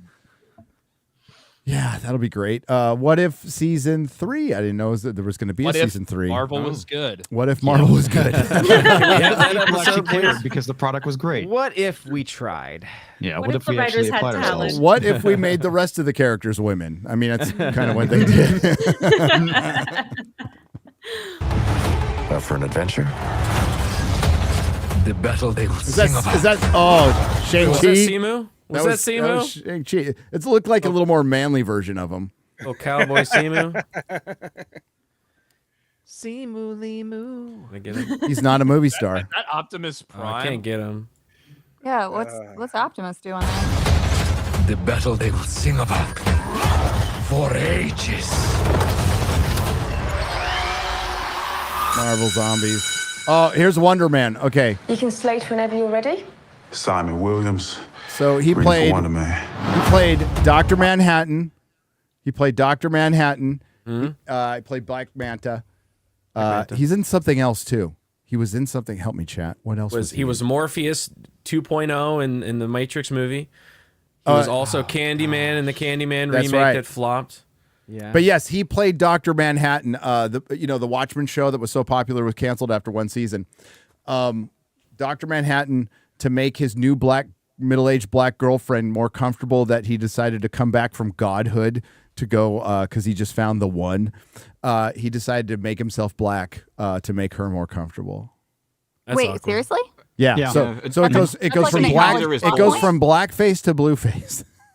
Wait, that's an acknowledged plot point. Yes. Yes, balls. absolutely. There is a in the scene script. where it's like, I need to make you feel more comfortable. Bloop, bloop. And he goes from white guy to black guy. That was written by someone approved Damon by a Lim- board of I was gonna say, individuals. right? Damon Lindelof, member of the Writers Guild of America, co-writer of Lost, a Padawan to Jar Jar Abrams, wrote that scene. And they all People applauded approved it. They were, I Amazing. love this show. The show's So empowering. inclusive. What the hell who is Wonder Man? Is this Simon a- Williams is like, I just know so little about him. I know he's an actor, right? He's an Gary? actor, yes. But yeah, like He's a minor character. Minor character. He's in the Avengers. He's had some miniseries. Yeah. Is he like Booster Gold a little bit? Hold on. He is for white, Marvel? however. We should point that Yeah. out. Yes, he is Wonder Man, white. Like Simon Williams. is Wonder white, even though Man's Simon Williams sounds brain like a- patterns were used for Vision at one point. Yeah. So Wonder Man's like, he's been around. He's got glasses and a coat. That's his costume. And he was an actor. So it's easier for them to like, hey, Hollywood loves to make movies about themselves. So this one's way easier. But yeah, it looks like a sitcom. Let's take a look. I was born to play this character. And we both have a lot riding on this. You better not mess this up. I know. I am ready. That was the teaser? That was quick. it. Yeah. What? There's That was nothing it. Hang in on. there. They're There's bringing nothing in him there. back. Like, so this is the character who faked being the Mandarin. in Yeah, Iron Man. Mandarin, That's it. yeah. Okay, they're bringing him back. All right. Trevor. I still hate that switch up because I thought Ben Kingsley did such a great job as He could have Mandarin. been What a great waste. Mandarin. Is Oh, this it gonna felt be like such a waste. Is this I gonna be a still think buddy about cop that. movie? Is this gonna be a buddy cop movie? Is that? I know, right? Like bad. whatever it is, it looks terrible. You better not mess this up. I know. I am ready. Oh, that was even quicker. Holy shit. Yeah. That was so Wait, fast. whoa, wait. It was like 2 shots. Wasn't it using the Agatha all along, kind of? Yeah. Yeah, it kind of looks like it. Yeah. It looks like it a little bit. Okay, Yeah, let's. offended. That looks like Wakanda. I literally blinked and missed it. Can we see it You again? did. Holy crap. Okay, well, this is it. I looked down. I am ready. Wow. 2 shots. Oh my God, that's going to be the greatest Marvel thing ever. I am ready. I am ready. It's over. Like, get that out of the way. We need Deadpool and Wolverine back. Please, God. Somebody Yeah. wants to care. Please get us to something that was a hit. I am Marvel Jesus. We have a long road ahead of us. Much to do. That's an acknowledgement. Oh my God. That's an acknowledgement. We have a long road ahead of yeah, us. well We done. have much to do. That wasn't put in there by accident.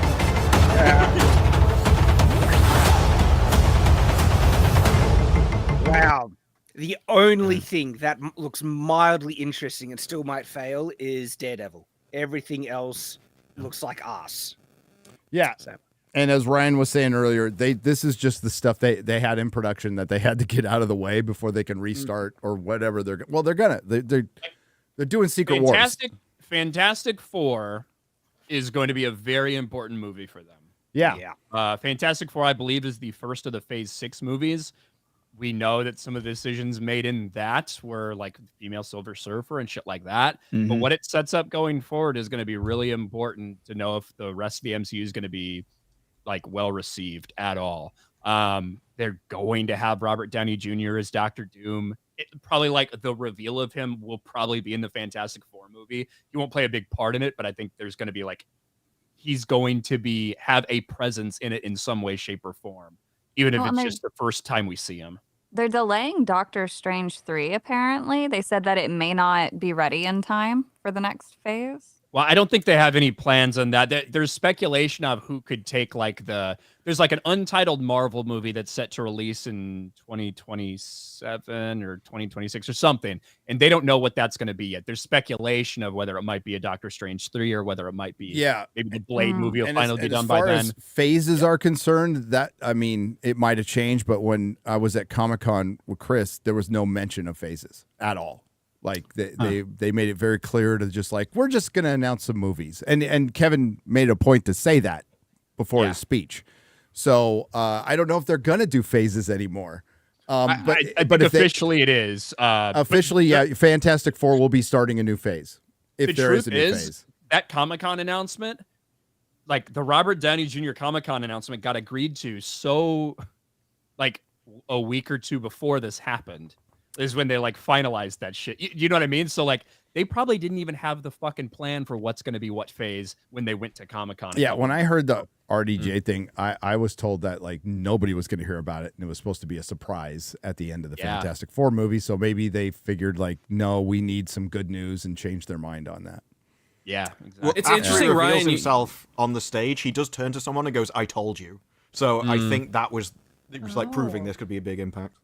Ryan, you said that Fantastic Four is going to be like that most important movie for them to see what's going forward. Same month, Superman. So we're going to see the same thing on DC side. It's going to be really interesting in July to see where these two franchises We'll find out. They're going to go. Ooh. Yeah. And so all those things are coming out in 2025 on top of Fantastic Four, Thunderbolts, and Black Captain America. Captain African America. I prefer my term. Every time I prefer Thunderbolts mine. comes up. Didn't that motherfucker say he was going to not put out as much stuff? Yeah, They were gonna- they said they're going to dial it literally back. Slow the tonnage. I brought that up like an hour and a half ago. Yeah. Yeah. Jesus, what the fuck? It's worth bringing up again. Yeah. Is it I was still it one can't get less over the show? Watchmen thing. It's like one less show, one less movie, maybe. I have a comic book question. And sorry to sully the argument to bring it back to Agatha, but you know how they talk about, I think this was the end credit scene for the Avengers movie, and not Ultron, who am I thinking of? Thanos says, there's that cut scene where he says, to do this would be to court death. Right? Oh And yeah, the original Avengers. Yeah. yes. And isn't it that he is in love with death, right? In Yes. the comic Yes. books. So does that have anything to do with the death from Agatha? No, that scene was just, it was, for one, they were still building the MCU, but that was just kind of a callback to the comics. To court this is to court death. And it's like, oh, comic book fans will get it. Most people won't. Thanos was in love with death. And Yes. That He was did like, what he did for his love.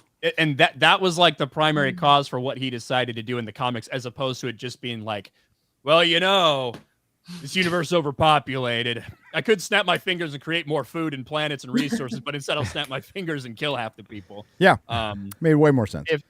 So he wanted, so in the comic books, he was killing specifically to woo her. Yes. He wanted to Support fuck her, yeah. Death. Which, if Death looked like Aubrey Plaza, can't blame the man. Yeah. I'd do it. Hey, she's gay for Agatha, so he's barking up the wrong Clearly. tree. And that big purple dick eggplant could change your mind, I think.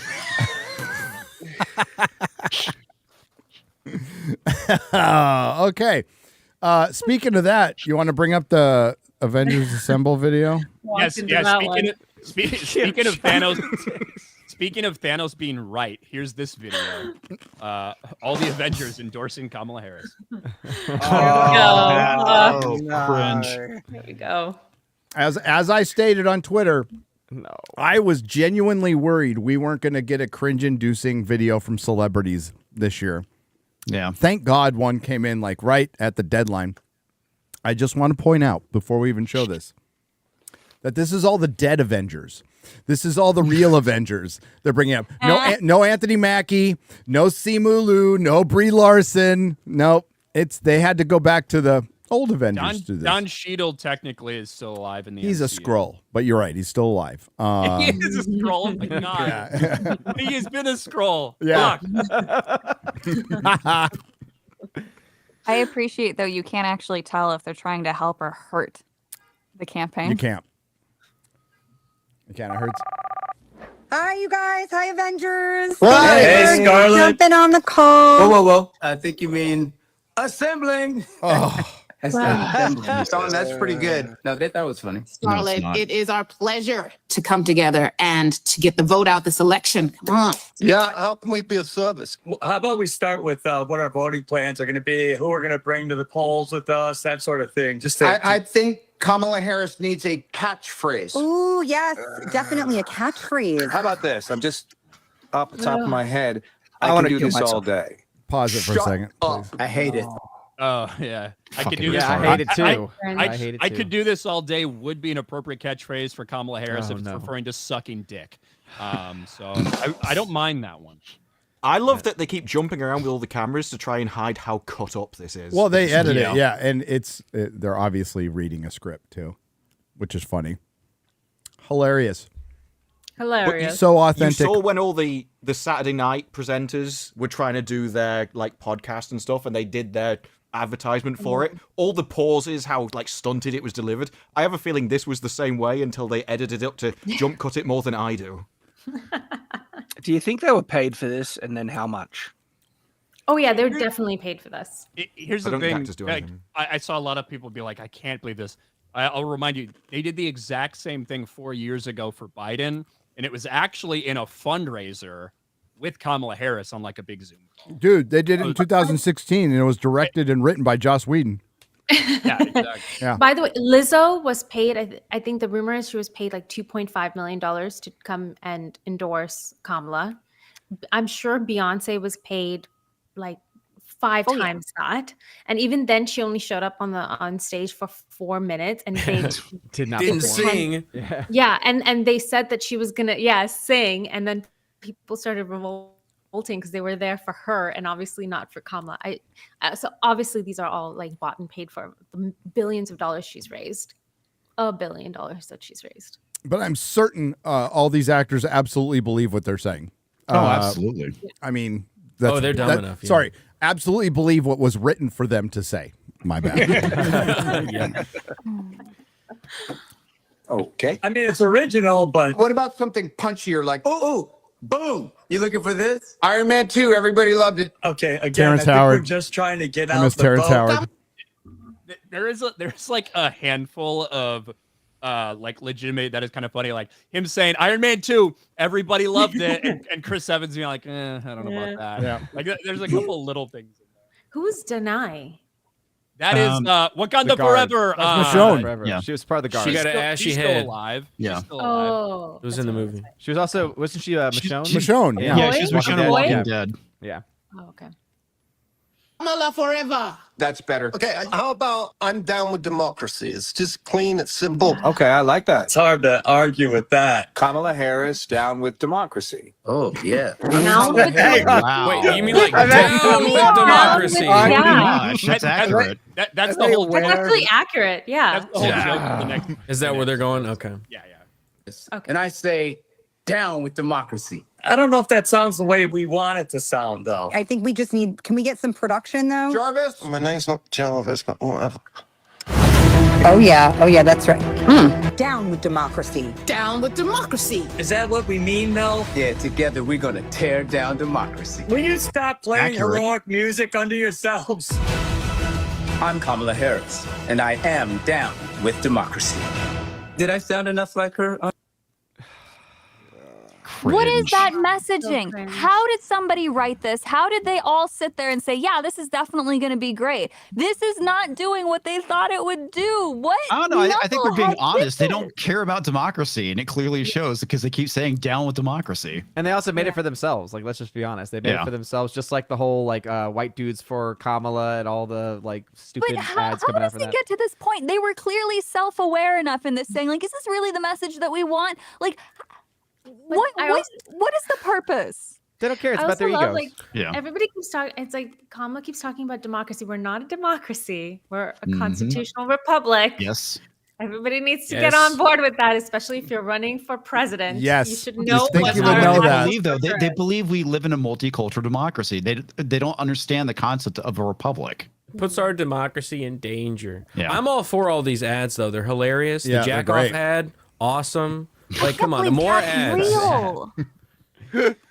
More ads, please. I need material for my show. They are funny. don't No, know. the thing is, they do these things because it fulfills their ego because they actually believe that they are going to convince one voter to change their mind.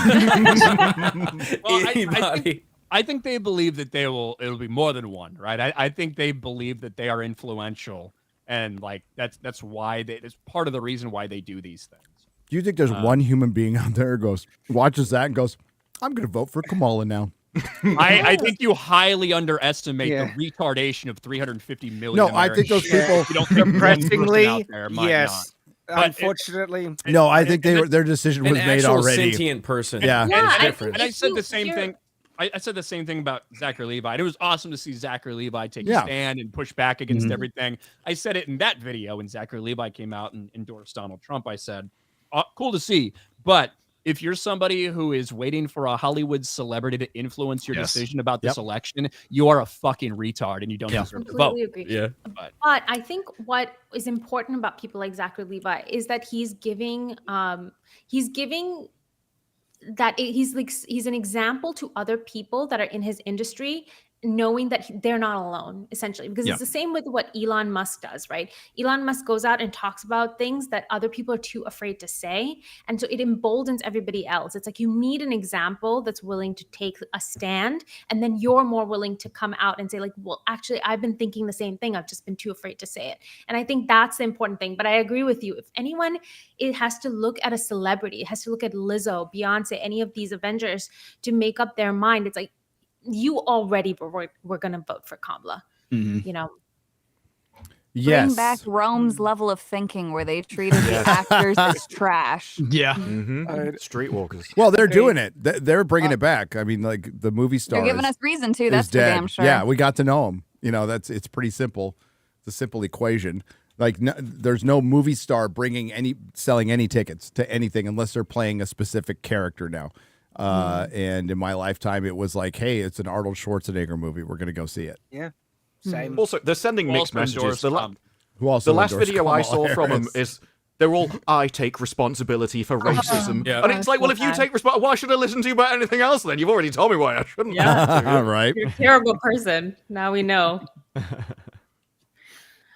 Jesus, though. And they've done one. Ryan's right. They've done one every election. The Avengers. Yeah. They have. Wow. Yeah, and there's one that's actually a little more cringe. The one from 2016 was way more cringe than that. That was just I just love them. Like, hey, we're so relatable. We're on this Zoom call that's being heavily edited while we read a script. We're so authentic. Yeah, last year they did a fundraiser for Biden together and guesting Kamala Harris. Like, she was on the call with them while they did. I don't know if it was Q&A or what the fuck it was, but yeah. Because I remember talking about it 4 fucking years ago. It was like when Brie started a YouTube channel and she's like, I'm not sure whether this is recording correctly. And she got like 7 different camera angles. So fake. I think I'm so nervous. No. I think that made her seem very relatable. Here he goes. Oh, God. Here he goes, Ryan. What in the workout video? He's going to stand up for his girl. You go, Ryan. You stand up for your girl. Hey, she's saying. I think she's still. I got nothing against her. Simu Liu has stolen her crown for the biggest bitch in the MCU. Totally. Like, yeah, this thing. Like Brie Larson said something that was really dumb, like fucking 6 or 7 years ago. Then she was in a really bad movie, and her character fucking sucks. But ever since she liked my tweet, I can't really. I think that changed her. What she said was definitely dumb, changed but it pales you in comparison to what Simu Liu did. I mean, talk about being a shitty person. Well, the bubble tea thing, Boba tea, Yeah. Boba tea, Boba Fett tea, whatever the fuck it's Fucking called. up somebody's company. White yeah, people great job, drinking dude. boba is racist. No. Rachel Zegler has taken Brie Larson. White people are the only ones drinking that boba tea, dude. It's like white people's This is catnip. gross. Yeah. Yeah, Asian people don't. little Asian people balls. don't eat that much sugar. You kidding me? No. The Batson Isn't it has like been yogurt passed. or something? No, Tapioca. like tapioca pearls. No. Tapioca. That's worse. But the American version is loaded with sugar, and then so is course it the is. tea that they put it in. If you actually were to consume one like made in Japan or made in Taiwan or China, it tastes completely different. Dude. Yeah, it tastes like shit. We take No, everything it and tastes make good. it It tastes better. I hate this I sugar. know. Thai iced tea is pretty good. That's like crack in a cup. Yeah. Hey, No. 3 cups of sugar. listen, I never smoked crack. Dude. Oh, there you go. I didn't. And I not never from a smoked cup. crack. And not from a cup, no. Was it because it was too expensive? Crack? No, actually, it like meth at the time I was doing it was just more economical than cocaine because it lasted longer. You're just like, so yes, it was a financial decision. Yes. You got to be fiscally responsible with your drugs, man. yeah, get it. You want I to go get too it. far with your addictions, all right? Just... Yeah, you got to make the high last as long as possible. Coke lasts what, half hour, maybe. Meth will last you a couple of 3 hours. Keep you going. There you The go. more you know. The more you know. Hey, back in my day, you could get a hit of acid for $5 and trip balls for 8 hours, and that's your night, man. For $5, you had a great night. It's better than going to Disneyland. Gary, you're not supposed to be promoting It this. ruins your life. Ruined your life. Yeah. Gary, you finally given me something to talk to all the homeless people about. I finally have an in. Yeah. And just finally remember, make meth fucks your friends. teeth up too. Badly. Economics What, of meth. meth? I have nothing. Smoking to say it. to a homeless person other than get the fuck out of my way. Like, what kind of conversations you gonna have with a homeless person? Ooh. Like, what do you What do you wipe your ass with, buddy? Let me know. I got yelled at by Do a you want to homeless watch me woman. jack off in public here or over there? Oh my god. Private or A homeless public? woman Private or came up to public? me What do you got? in LA, and she was blaming me for sending her daughter to Vietnam. It probably But was. It was your It's your fault. fault. I mean, she Duh. probably had a point. She thinks you're Russian. So. I don't know. She just was yelling at me. She looked like she was 10 years older than I was, and I'm like, oh, okay. I Was was she 20 Asian? at the time. She thinks you're a Russian agent, so she probably. I mean, Probably that. she's probably right. Hey, we got some news.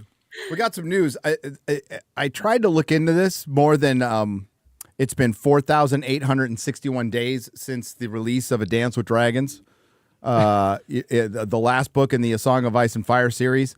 There's a show called House of the Dragon. There's Duncan Egg coming up. Shad and I and Ryan are all looking forward to that. We're all going to cover it. We're going to have fun. Now they're going to do a fucking movie. And the movie was just like, hey, we're going to do a movie. We don't have a writer. We don't have an actor. We don't know what period it's from. Nothing. We're nothing. But Written by George R.R. Martin, so it'll never come out. yeah. I got an idea. Why don't you cancel everything and finish the fucking book? So yes, Game of Thrones movie in early development at Warner Brothers, and this could be nothing. You know, who knows what? This is probably something they plan to release in 4 years, right? What kind of story do you think this is, Gary? What? Oh well, my brain went to a lot of places, as it usually does. I think you could do, for one, Game of Thrones doesn't work as a movie. No, Ever. it doesn't. None of it will be able to be adapted in the movie. So no, Chad, don't. You could do some cinematic, real cool stuff. No, but you got to truncate. That's not what it's about, story. though. That's where they went wrong in the series. They decided to make it a spectacle and Lord of the Rings, which it's not. It's political in nature. And then that makes the battles have more impact when they're at the end of a season, or you take a couple seasons to get to them. The only thing that I think may be able to work in this format is like a 2.5 hour movie or something, which I would prefer to see it as a series. Yes, but I know what where if you're we going. did Aegon's Conquest. Aegon's Conquest is the only thing. It's either that or you make a sequel to the Game of Thrones TV show, because they said Game of Thrones, not Song of Ice and Fire. We don't know what they mean by that. Like they just Game of Thrones is that franchise's name. Yeah. Yes, In it Hollywood, is. that's So, yeah. what if you take the Jon Snow series that you were going to do and make a movie and bring back that cast?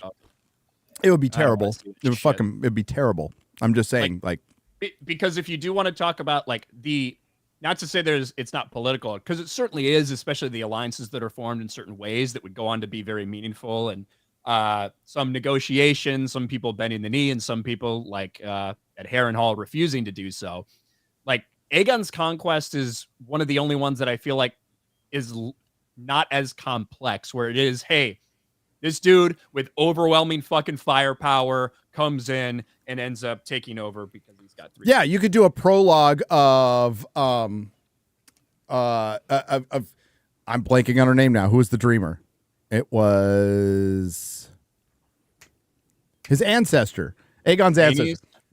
Is it Aenys the dreamer? No, Dany, isn't it Dany? Dany's the dreamer, yes. Yeah. So you have the prologue of maybe old Valyria, right? And then the dream, and then you lead into that, and then it starts out with maybe he's starting to get visions of the White Walkers, and then it leads to that could certainly be cinematic. It would be a long movie. They'd probably make it into 2. But it all leads to season 8 of Game of Thrones. I know Exactly. that. I know. Well, I'm just Whatever. I'm spitballing here. Don't need to It's fucking their think about idea, not mine. Wait, the movie should just be season 8 of Game of Thrones, just redone. That's what it should be. Yeah, That would be amazing. That would be amazing if they did that, but it's too late. A movie's not long enough to do. You know, it'd be more amazing finishing the fucking book. I swear to God, George R.R. Martin is more likely to make out with Aubrey Plaza so he can die than I actually agree. finish that book. I agree. See, the things with the book readers, for those of you who just watched the show, is like there was no like after the red wedding, we were waiting for the Freys to get their comeuppance and all the conspirators to get their comeuppance. And he's been setting it up for 2 books and nothing's happened yet. Jon Snow is stabbed at Castle Black. He's Caesared and he's dying. Daenerys is lost in the Dothraki Sea, half naked. And her entire plot point in that book was to lead to menstruating. Okay. I'm not kidding. That's what happens. It's rough out there for a bit. Yeah, guy, George. Yeah, it really is. She's walking around and she's like, "What's going on? I'm bleeding." It's like, and then Drogon comes, and then a bunch of Dothraki surround her, and that's where it ends. Yeah, and literally a cliffhanger, a fucking cliffhanger. Yeah. Yeah, you got so many different great stories. There's about 30 other plot lines. Well, yeah, a bunch of other ones. Some really good ones, like Victorian Greyjoy is on his way to Marine. He's about to attack Marine. Jaime is on his way to go talk to Lady Stoneheart. You know, Lady Stoneheart. They completely. Everybody in Dorne could die. Lady Stoneheart's not even in the show. Not even in the show. But we did get a even super Darkstar. You want Darkstar to die? No. I think he's actually kind of cool. I don't think he's as bad as everybody says he is. I think he's a poser. You think so? That's right. He's every description. He sounds like the biggest fucking tryhard imaginable. Well, he is. You know what I mean? Yeah, yeah. So. But he does have Dawn. Like he's got the baddest sword in Westeros. But I think he's a scapegoat. So Arya Hota is probably going to get killed, but I think he's going to get killed by what sand is he's with? He's with one of the Sand Sisters on his way to go hunt down Darkstar. One of them, one of the lesbians. By the way, this is random, but I did not expect to see Pedro Pascal in the first episode of season 4 of Buffy. That was random. Yeah, he was in that. That was one of the first things he was in. And now he's in everything. Now he's in fucking everything. Because he's good in some shit.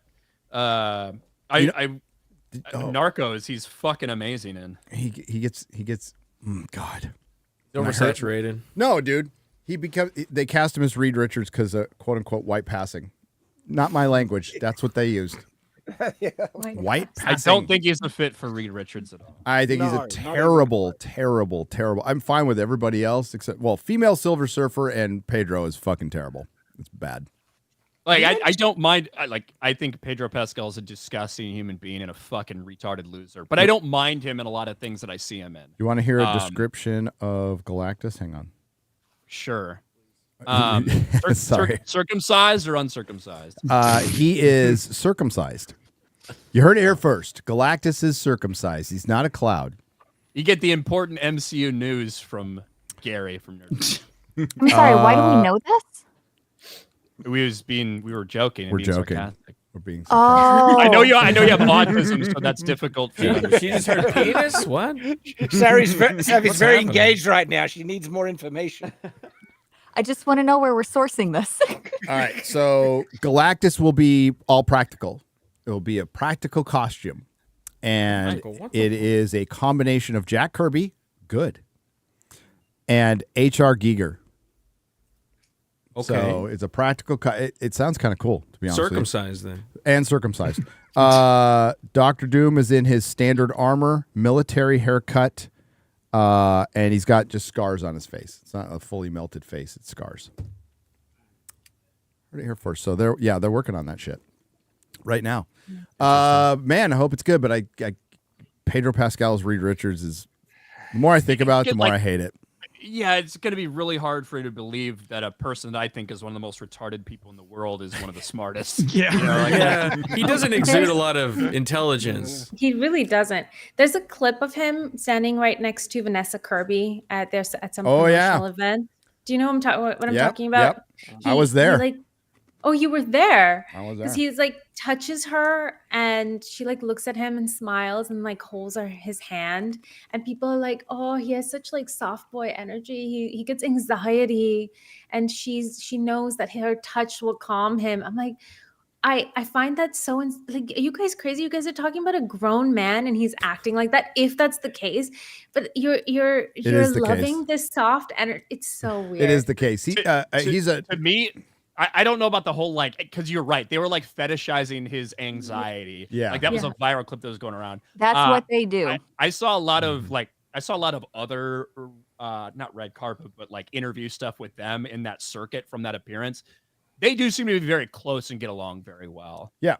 Like in general. He's I like Vanessa Kirby. This might come as shocking news. Me too. As an actor, he's what I've been told, he's a very neurotic guy, like really weird and neurotic, like most actors.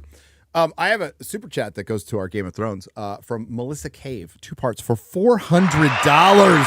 God damn. Damn. 5 years ago, I found Gary because of the cluster fuck of Game of Thrones season 8 and resolved to write and finish my fantasy series before I published it. And I did. 6 books later, Traitor Son, book 1 of The Empire of Stars releases today on Amazon. Thank you all and hail to the fellowship. Well done on finishing the book. Very And nice. again, what was that title again? Hang on. The Empire of Stars. It releases today on Amazon. It's about what happens after a war as surviving knights settle new lands to begin the noblest work men do, clawing civilization from the wild, facing monsters, magic, and the merciless politics of the empire to build homes for their families. Do the promises of war ever survive peace? Ooh, good question. That sounds cool. That does sound cool. It does. Very cool. What was it? Can you repeat the name of it one more time? It is Traitor Son. Traitor Son. You do it. Traitor Book Son, one. book 1, The Empire of the Stars. The Empire of the The Stars. Traitor Son. Very nice. Quick thing, because I need to hop off soon, but I wanted to say this. Nerdrotic, whenever I search for Nerdrotic, and maybe your audience can confirm this, maybe you all can confirm this, you don't pop up. It says Nerdrotic. The first thing that pops up on YouTube is Nerdrotic is toxic. Yep. Oh, yes. Yes, But the channel known, yeah. doesn't pop up. Even when I go to your channel, if there is a live going on, it won't show up that there's an active live. I just happen to know that it's Friday and it's a certain time, so I know there's going to be a live, but it won't show up on your on my like side of people I follow. It won't show that you're live. It's really weird. It's really weird, isn't it? I've decided really to. weird. Yeah, they know about it. They haven't done shit about it. But the Nerdrotic is toxic thing has been going on for about 2 years now. I'm just going to lean into it. I'm going to do a whole video series called Nerdrotic is Toxic. Nerdrotic is toxic. Yep. Let's do it.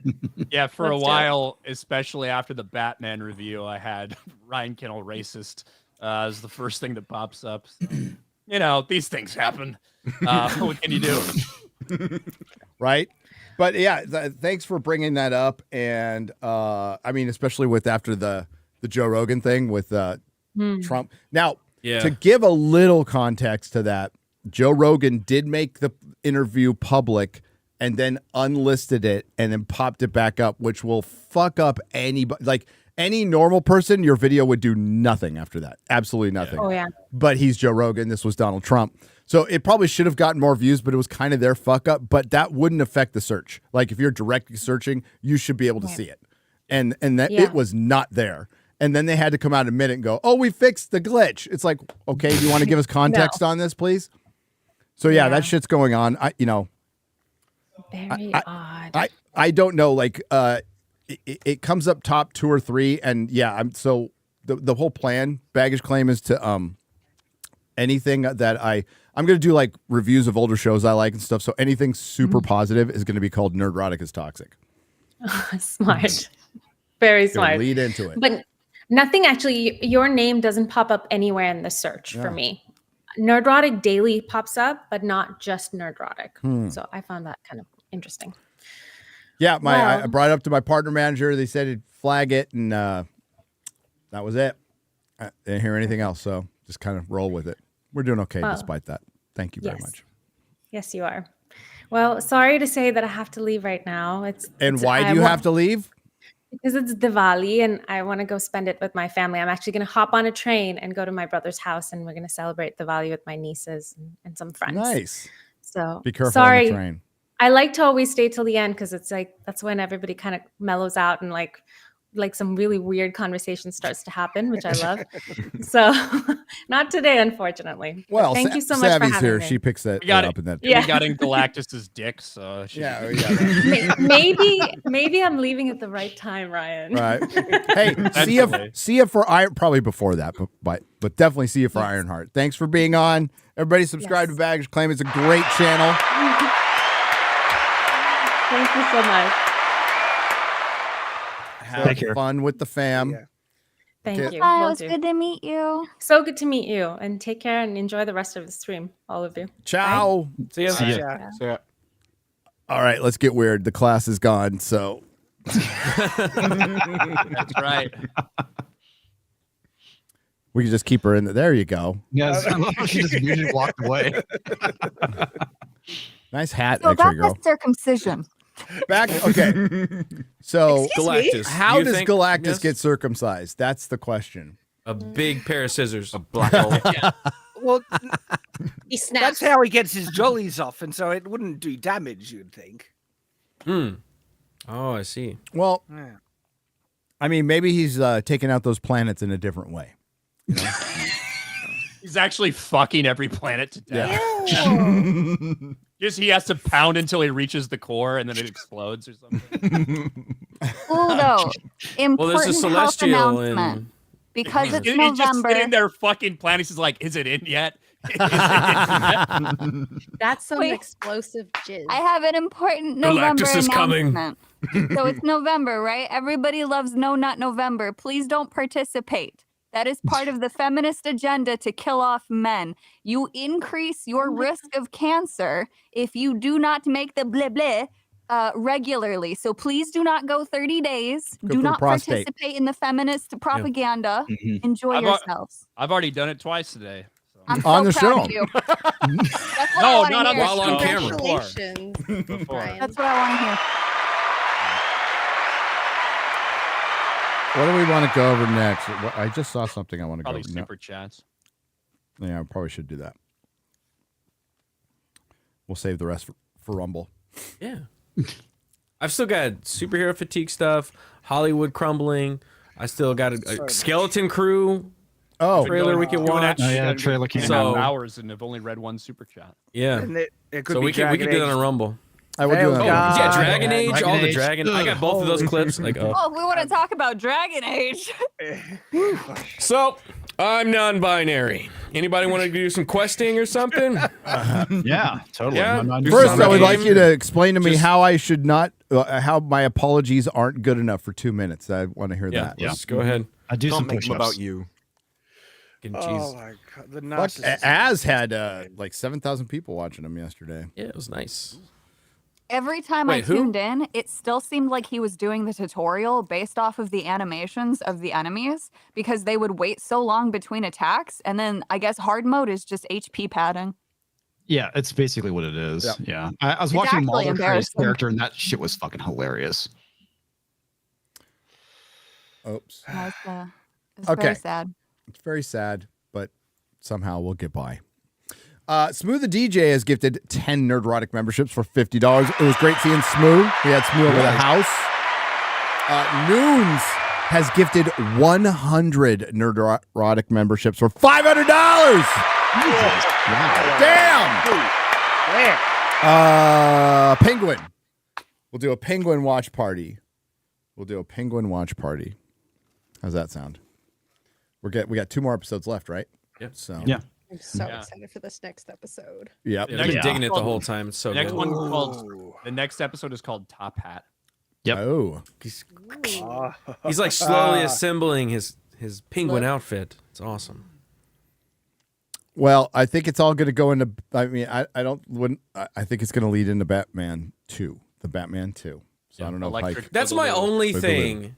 My only thing about the show is that none of these people are mentioning that the Batman haven't is mentioned out there. Batman, and it's kinda none of ridiculous. the thugs, none of the people that are low level or like afraid to do stuff. It's just like they're running around, guns a-blazing, and there's a Batman out there. It's like, come on. I know it's like year 2, and I guess people are But still. the I whole feel like beginning of the Batman, the whole is they were beginning of the freaked out. Batman is about people being freaked out from just a fucking signal. Yeah. So that's my only thing about it, but it's a fantastic show otherwise so far. Mm-hmm. Yeah, ultimately, right now, We'll see how it ends. As of right now, it's just criminals that are fighting with criminals. And like the people of Gotham haven't really like got caught up too much, at least as of now. We'll see how it ends. We'll see how it plays out. But yeah, Batman is that's a good point, but there's like entire thing. But there's been, and you're right. You can actually go a whole show. I would prefer superhero stuff go like just tangentially fucking mention something, maybe Just a drop here if it's important. And I think there was two scenes. There's two scenes where they absolutely should have mentioned Batman in this. Yeah, I think that even if it's just as small as some of Oz's like just the like little henchmen that he's got, like bringing up like yeah, like we're catching a lot of heat. Aren't you worried about the bat? Like stuff like that. Yeah. And Oz could be like, with the Batman, he's helping all these poor fucks who are trying to recover from this thing. You know, exactly. That's perfect. He's got better things to do. He's got better things. This moment. We can take advantage of this moment right now and run this city. Like that's all you fucking need. That'd be great. Yeah. Well, I mean, he made a great point last episode. He's like, no, not going to think to look down, you know? And it's yep. God, it's so fucking good. The character work is so good. I love the moments because like you'll be rooting for Oz and you'll be like, yeah, I like this guy, I like this guy, and then he'll do something so gross and horrible, and you're like, fuck, he's still a bad guy. Like, so good. Correct me if I'm wrong. Correct me if I'm wrong. Did Oz know about Carmine strangling women? I think I don't know. It's kind of implied that he did. Well, it's implied by Sophia, but is it true? I think Sophia thinks he knew, but I don't think he knew. I still don't know if we have the full story behind that. We only have Sophia and what she thinks about what Oz did to her, but we don't really have like all we know is that Oz told Carmine that she met with the reporter. Yeah, I think that's all we know. That's all we know. And I don't think Oz was as involved in her going away as we think. No. Well, one of the things that they've definitely pointed out is that he kind of is like quietly in the background listening, right? So it's a possibility he could have known what was going on because he was so easily overlooked. But I heard that in the episode. I even asked Extra. I'm like, does he know? And I started questioning it. Maybe I missed something. But it could be so. And that's the good thing about this is the subtlety. It's her manipulating that. I forgot his girlfriend's name, but the hooker, Eve. Yeah, is she manipulating Eve, or did she just drop something? You know, I don't know, but it was good either way. I was like, yeah, I like when things are layered and it's like, oh, did I miss something? That's awesome. I'll go back and watch it again. Yeah. They've done such a great job with his character, making him like truly scummy yet still somehow likable. Like, and he also, you know, he is trying to look out for the little people, and so when he gets the power back on, and like that moment when he's threatening the guy, and right after threatening him, you know, with the nose thing, he then helps him back out as he's driving the car. It's like you got more room than you think. You got more room than you think. Come on, buddy. I love it. It's so good. Great character work, man. Yeah, I really think that the stuff with Victor and his mom really make him so forgiving as a character because he has love and cares for people, even though he does really ridiculous. Then he'll turn around and just like stab people or run away and leave people completely. Yeah, but the people who he screws over deserve it. That's if he was on the street doing this to innocent people, no one would be able to support him. He makes a good point. He's like, I'm not going to apologize for anything. It's a hustle. It's the hustle. It's the world we live in. Fuck a code. Nobody's got a fucking code in that world. Yeah, it's like I don't Gotham know City. Like when it does come to Sophia specifically, if everything is kind of as we know it, that she really got fucking railroaded and she didn't do this shit and she got put in there, him fucking her over, I don't know if that would be deserved at that point. And that's kind of when she's like, well, fuck, this is the world I live in. Then I'm going gloves off. And now she is clearly down to the dregs with everyone else too. But I don't know if him abandoning her in that way was necessarily deserved for her. Yeah, the way they tried to get away with that is that he only did it. He was trying to help her, and she just threw it all in his face. So that humiliation is why he's like, "Well, okay, I'll look after the family instead, then, because you're not on my side. So I'll be on my side." Well, I think that. Wait, are you talking about in episode 4 with when Vic comes back? Or are you talking about when he on her? In the flashback, yeah, before he rats on her, he's in the car and she starts mouthing off at him, which is why, because before that, I think he's like mid-speech trying to warn her that you probably don't want to do this, and he only actually betrays her after she throws everything in his face. Yeah, what I'm talking about is in episode 4 when Victor comes back to save him.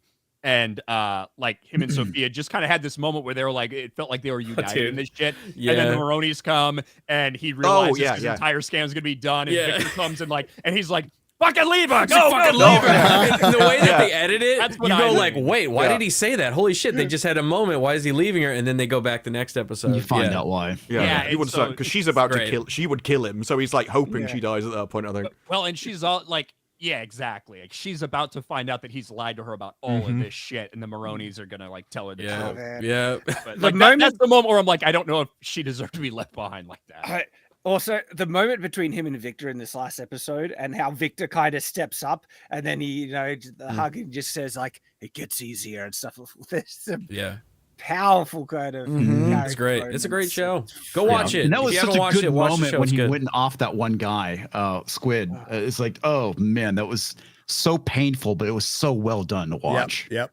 Because that's when I was watching it, I was like, your only option is you have to get rid of him. Yeah, and, I was thinking that too. And I didn't know if Victor would have the stones to do it, and when he did, I was like, well, and the other thing too is the fact that he partially fucks it up because he doesn't just outright kills him. He nicks him in the neck, and the dude's bleeding out. It's like that's so fucking horrifying. Dizek of the Dead or Dizek from the Dead, Dizek. Sorry, for $49.99. My new album, Culture War, is out, available on all music platforms, including songs like Raylos Are Weird, What, Respect the Lore, and 199. My target audience is the Fellowship, so I hope everyone gets a chance to check it out. Culture War by Deadshot Dizek. I hope I said that right. There's a whole album about that's crazy. I love you guys. Raylos are That's weird. Fucking Raylos are weird. I told him Jeremy's gonna sue him for royalties. Yeah, as soon as he gets around to it. Alec Baldwin's finger is gifted 50 Nerdrotic memberships for $250. He never misses. Got to hang out with him in Peru. That was fun. And the meetup too. Beardo's Dummy Thick Peach for $50. I don't even know what I just said. Sophia Falcone, I could make her worse. Also, Hail Savvy's eugenicism. I'm not going to explain it. We're just going to accept it and move on. Yeah. Okay. Hail your eugenicism. She does, aim for getting superior genes. Savvy's Through autism? No, Hail is not. The I good made a word with comment. that. And we know which superior genes you think you preference, don't we? Oh, you said you were going to explain it. Okay, Now you well have now to I explain have to it. because now it's been made worse. I basically just said that I chose my husband to breed away my autism. Okay. I don't think that's how autism works. That's how women women select. No, I mean the next generation will be made better because of my choices.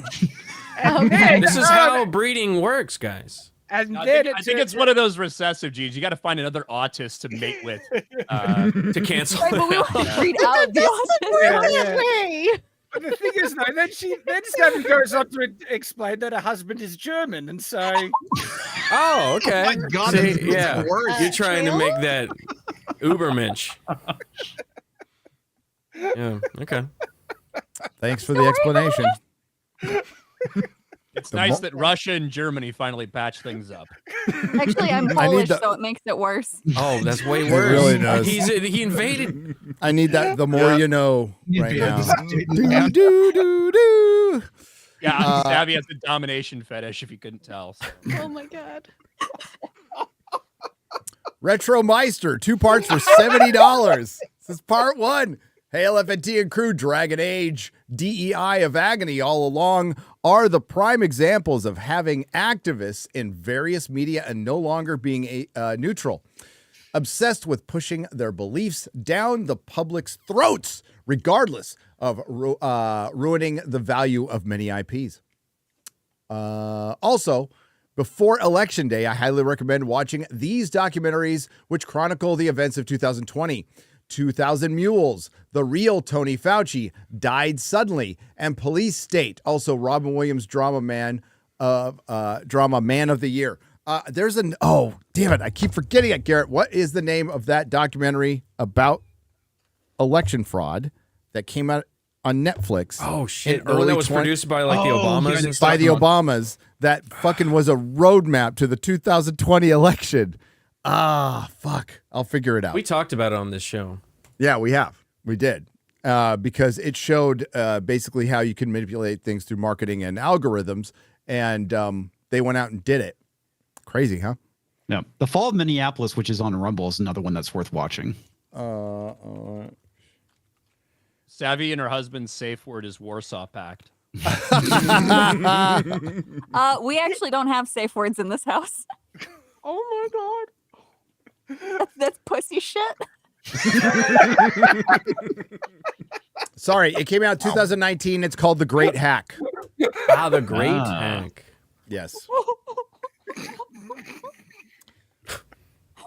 This sounds like an actual conversation. We just like she screams out Lech Valence's name.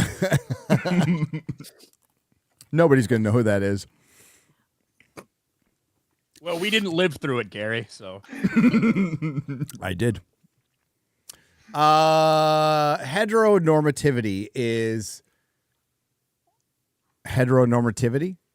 Yes.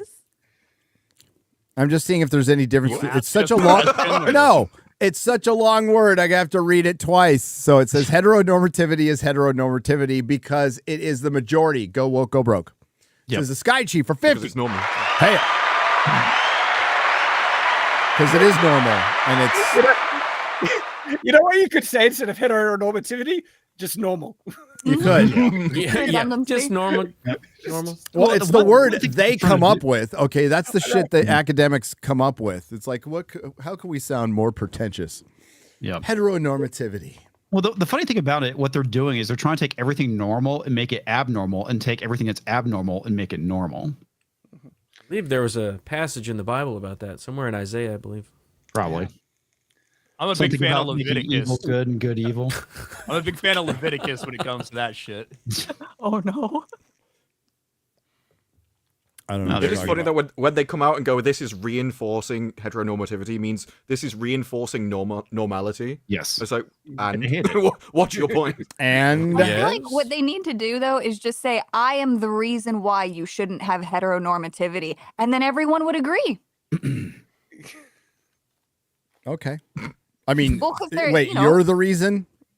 Like, you know, specifically if the you? freak Or comes in and says, I am the reason. Because then otherwise we end up with losers like that. Because Gotcha. obviously the only reason why they came into the world is because they had a mom and a dad. Yep. Yes. Mm-hmm. Who they hate now after their you mom and exist dad because of sent them to school heteronormativity. for $100,000 a year. Yep. Yep. Making bad choices. Bad choices. Jim Watari for 20 says the Feet Cast. It could have been. It could have been the Feet Cast, but it in wasn't. the intro. Did you guys not see that? Hold on. I saw feet in the intro. I feel like it'd be way easier to get Savvy to show her feet than it would to get baggage claim. I feel like she's a classy lady, okay? She's a classy lady. Savvy already has. What's that I supposed know. to mean? That's why I'm saying. Oh, come on. Don't even try You can't and do act feet like, streams and big Don't class. try and act innocent, Savvy. Not after the safe word crap that you did. I thought this was a good I can't do that. I Not choose even not 5 to minutes drink. ago. community. Uh-huh. Gene the Revenant for $5. An infinite number of viewers sending an infinite number of super chats will eventually force Gary to recite the entire works of Bon Jovi. Badly. I will recite it badly because it's bad. It's bad music. They forced it upon me at the meetup. It's a bad medicine. Dude, shut up, fucker. Somebody sent me a Nerdrotic pillow, right? And if you squeeze the pillow, it's Dan Vasc singing a Bon Jovi song. That's funny. That was funny. Real fucking funny. Until you friend it. Mesozoan. Say it, Asian X-ray girl. Mesozoan. Thank you very much. Mesozoan. Oh, what's up? That's my dog. That's one of my dogs. That's Hey, Maris. baby. Hi, Maris. Gifted 5 Nerdrotic memberships for $25. Thank you very much. That's the dog that thinks she's a cat. She's so pretty. I had a cat that thought she was a dog. Yeah, that's the dog that thinks she's a cat. Steve DeLeon for $2. Hey, we don't like Canadians here. Yeah, I know. Sorry. There's way too many of them. Yeah, what the heck? I'm Jarom, basically American now. I mean, you've been here long enough. I think your husband was crying about like he wanted you to come home or something like that. I said, come up with the ransom, asshole. Bitch ass, why don't you call your ass over here? Yeah. Why don't you hop on down to America? Yeah. Jeramore for 50 Czechoslovakian pesos says, Gary, show us your feet. No. No. You don't want to see my fucking feet. What's up with his feet? Some things are left to What's wrong mystery. with y'all? Okay. Do people want to get us emotionally scarred, PTSD, or Y'all vomit need on Jesus, camera? man. Like, holy crap! Like I'm just saying, there is a massive hungry market for men's feet. I've done the You have to use the word hungry. Maybe, Okay, yeah. hey, DM me. I'll give you my feet by women. All right, Yeah. I'll pimp out your feet. We'll make something happen. Ryan's got younger feet, you know. Yeah, sure, he walks around his pizza-infested floor with mold and stuff, but I'm sure it's fine. There's no fucking mold. Come on. Yeah, They're just I pizza. eat the pizza with the mold. Yeah, I eat it before it gets moldy, obviously. Steve DeLeon for $20 says it's Asman Savvy Gold on FNT and proper American representation with baggage claim.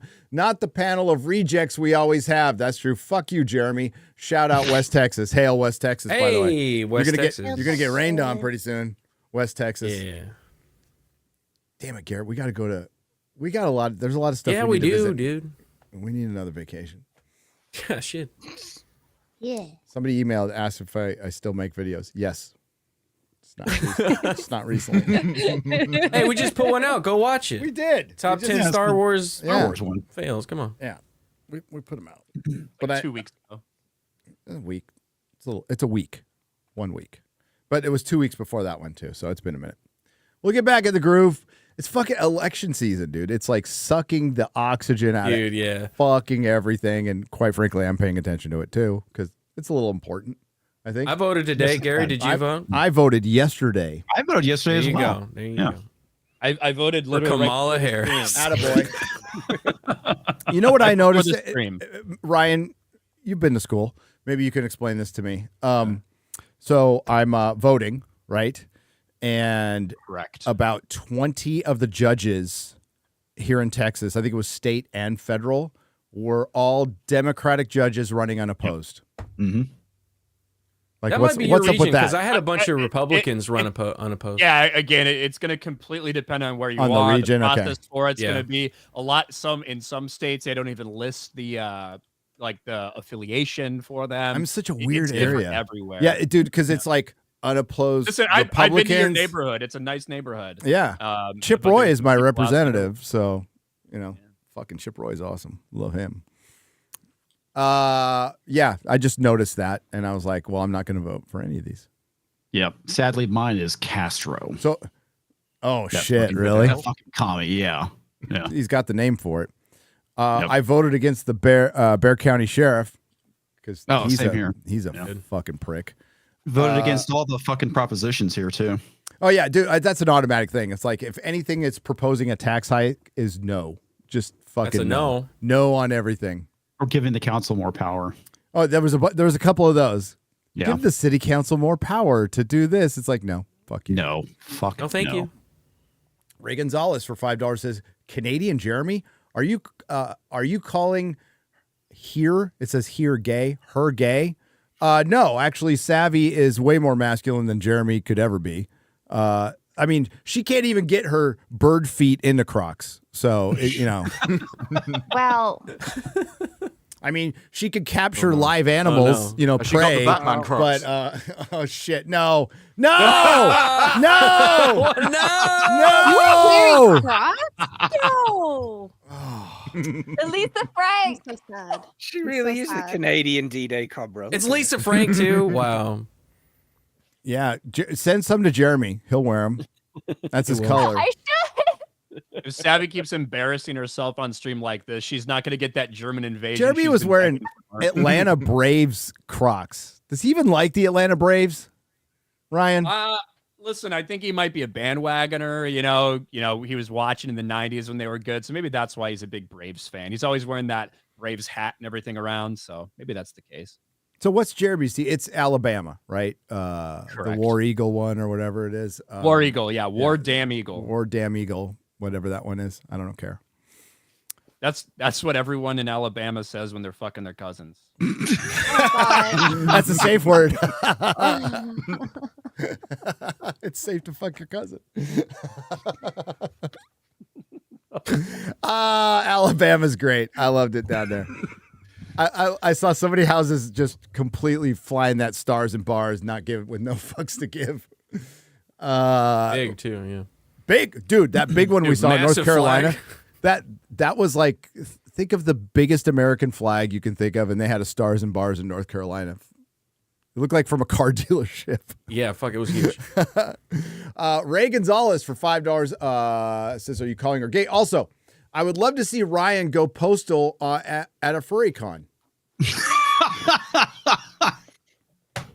Can he live stream from federal prison? That would be my only concern. I'm in state prison now. They allow me, so I don't know. It looks like you are. Yo, we were just talking about this, but I found Jeremy's new shoes. Fortnite Crocs. Oh my god. Wow. Terrible. Pink one looks This is why he's not on the show. He's out. He's standing in line. Really right gay, super gay. Why is it a banana? Why is this legally allowed? It's a Fortnite character. Oh, I stopped playing. It that. is perfectly okay for a toddler to wear Crocs. Oh yeah, sure. If you are not a toddler, Yeah, don't that's wear true. Crocs. And also Jeremy for like looks like a crime. toddler. And also for like super disgusting fat people who's like have problems getting their shoes on. You mean Like, like that's also the cart acceptable. people at Costco? You know, the cart people at Costco. Yeah. Like, man, Crocs are life changing. Do you know They're what- nice. They're nice to For stand the in. Okay. worst. This is on the level of saying Twilight is a great movie. Right. Okay, so you watch it. We almost went the whole episode without that coming up, Garrett. You brought it up this time. Just to not me. remind you that it's a horrible Yeah. franchise. And just for the record, if switching to Crocs is life changing, your life fucking sucks. Yeah, nothing says nothing says complacency like Crocs. Yeah, just laziness. Yeah. I mean, yeah, laziness. Yeah. Peak lazy. Yep. It means you fucking given up. Like that's basically what Crocs signifies. If someone goes out with Crocs on, they've given up on like impressing anyone or giving a fuck what anyone else thinks about them. Yep. They're just resigned. Love you guys, except the bastard Shad. I will never forgive him for slandering the Atlantean sword. Did you? What the fuck did you do? Oh, he did. Repent, Shad. Uh-oh. Repent before Father Crom, you blaspheme worm. Look, it's a bad design. There's got redeeming qualities, but it's overweighted and cumbersome.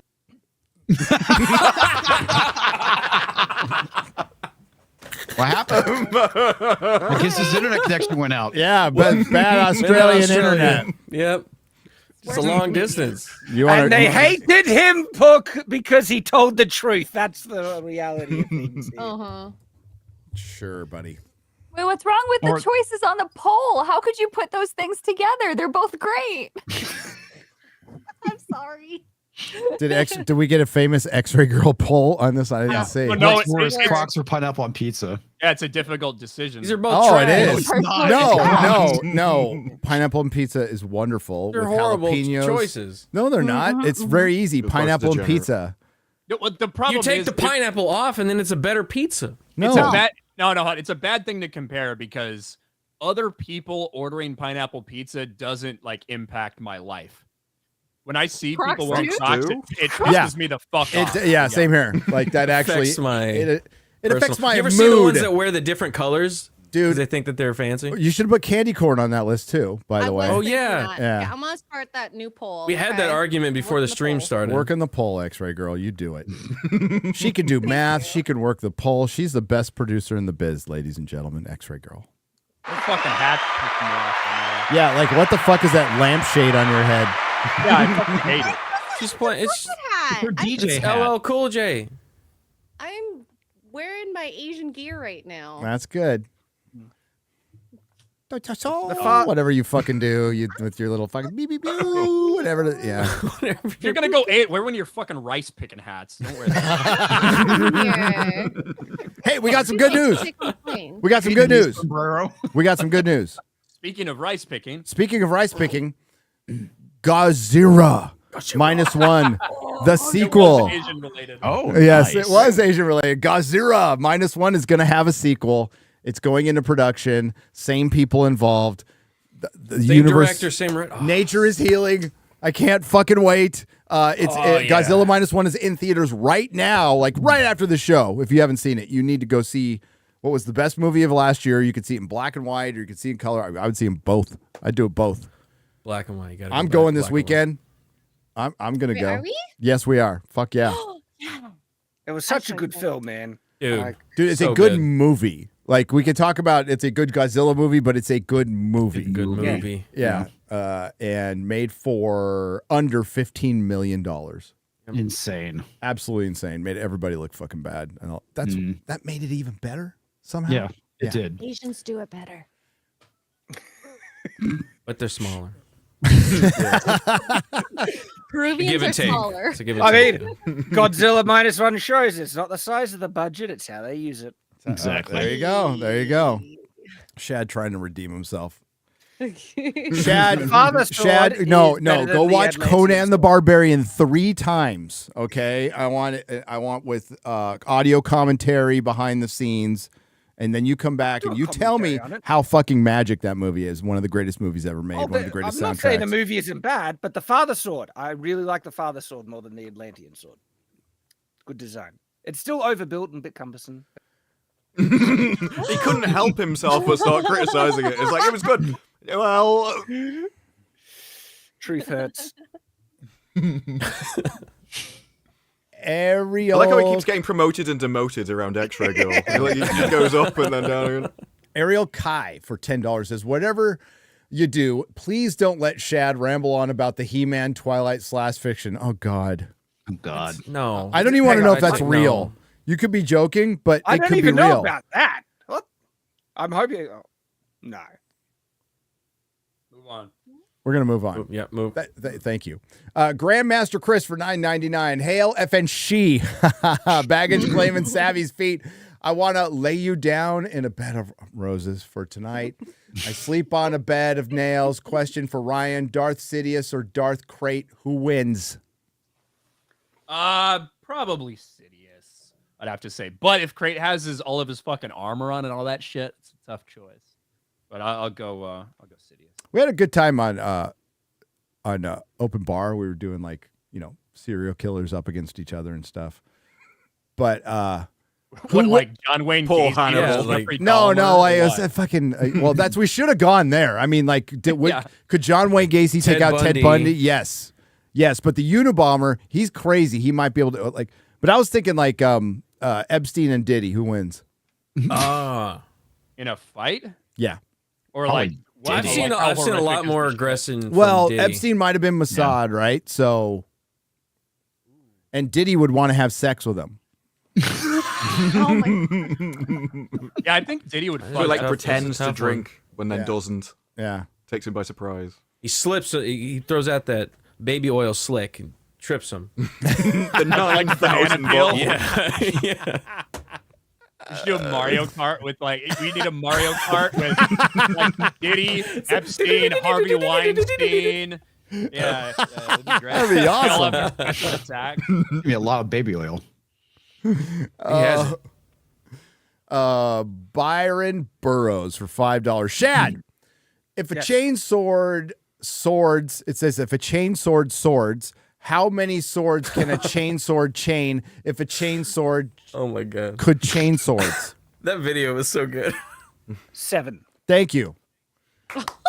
Hey, that's exactly how IGN counts to 10. Yes, it does. So, yeah, what's better, a power sword or chain sword? Did you guys The Harry Potter one? Did you see the fucking tweet? Oh my god. Find that tweet, dude. It's the Let me most go find it, go find it. retarded fucking tweet I've seen in a long time. I responded to it. Where's this shit? Oh my god. I don't even know what we're talking about. Oh, dude, you're gonna love this, Ryan. This is It's this is the perfect greatest for the IGN reader. It is. Yeah. Here's how to read the Harry Potter books in order. Oh my god. You start with number Not one, April 1st. and then Not you an do April number 1st two. You do the second year and the third year. I do believe there's numbers. I did see that. That is fucking I just thought it was retarded. an engagement post. It has to be. Yeah. What, did you click on the article? No, I'm not clicked on it. We're not reading. kind of Don't reward them with a click. go to the article and see what it says. Like a machete Oh cut my of Harry God. Potter. 237 bookmarks though of people going, oh, this will be useful in the future. In order. A good article. A quick guide. Yeah, like there's people like, what if you watch Star Wars in this order, right? That's stupid. Maybe there's this one. I think there is a Star Wars order that you could watch it in. That's out of order. But this is fucking Harry Potter. Like, it's year one. There's no other way to. Yeah, he's kind of going through school, year 1 through 7. Yeah. So what order do they give it? Number one. Okay. Okay. All right. Okay. That's good. Book 1 of That's 7. That's a bold. Let's see where it goes. Little on the nose. Two. Whoa. Book 2 of 7. You read All right. 2? Enlightening. Book 2 of 7. 3. What's, is it going to be? It's 3, guys. We're pushing the limits on this. I don't know. Oh. The 4 anticipation is 4. in a row. Desperate for content at this point. You know why they did this? Those are affiliate links. Yeah, Yeah, they are. Good point. 5. Look at okay. Savvy, always finding the dastardly dark reason behind everything. I love it. 6. Oh shit! nobody. What could the next one be, guys? Could it Wait. be? I don't know. Final book. It's book 7. Yeah. My God, the revelation. I've been reading them all wrong, guys. The whole time I've been starting with 4. Manga.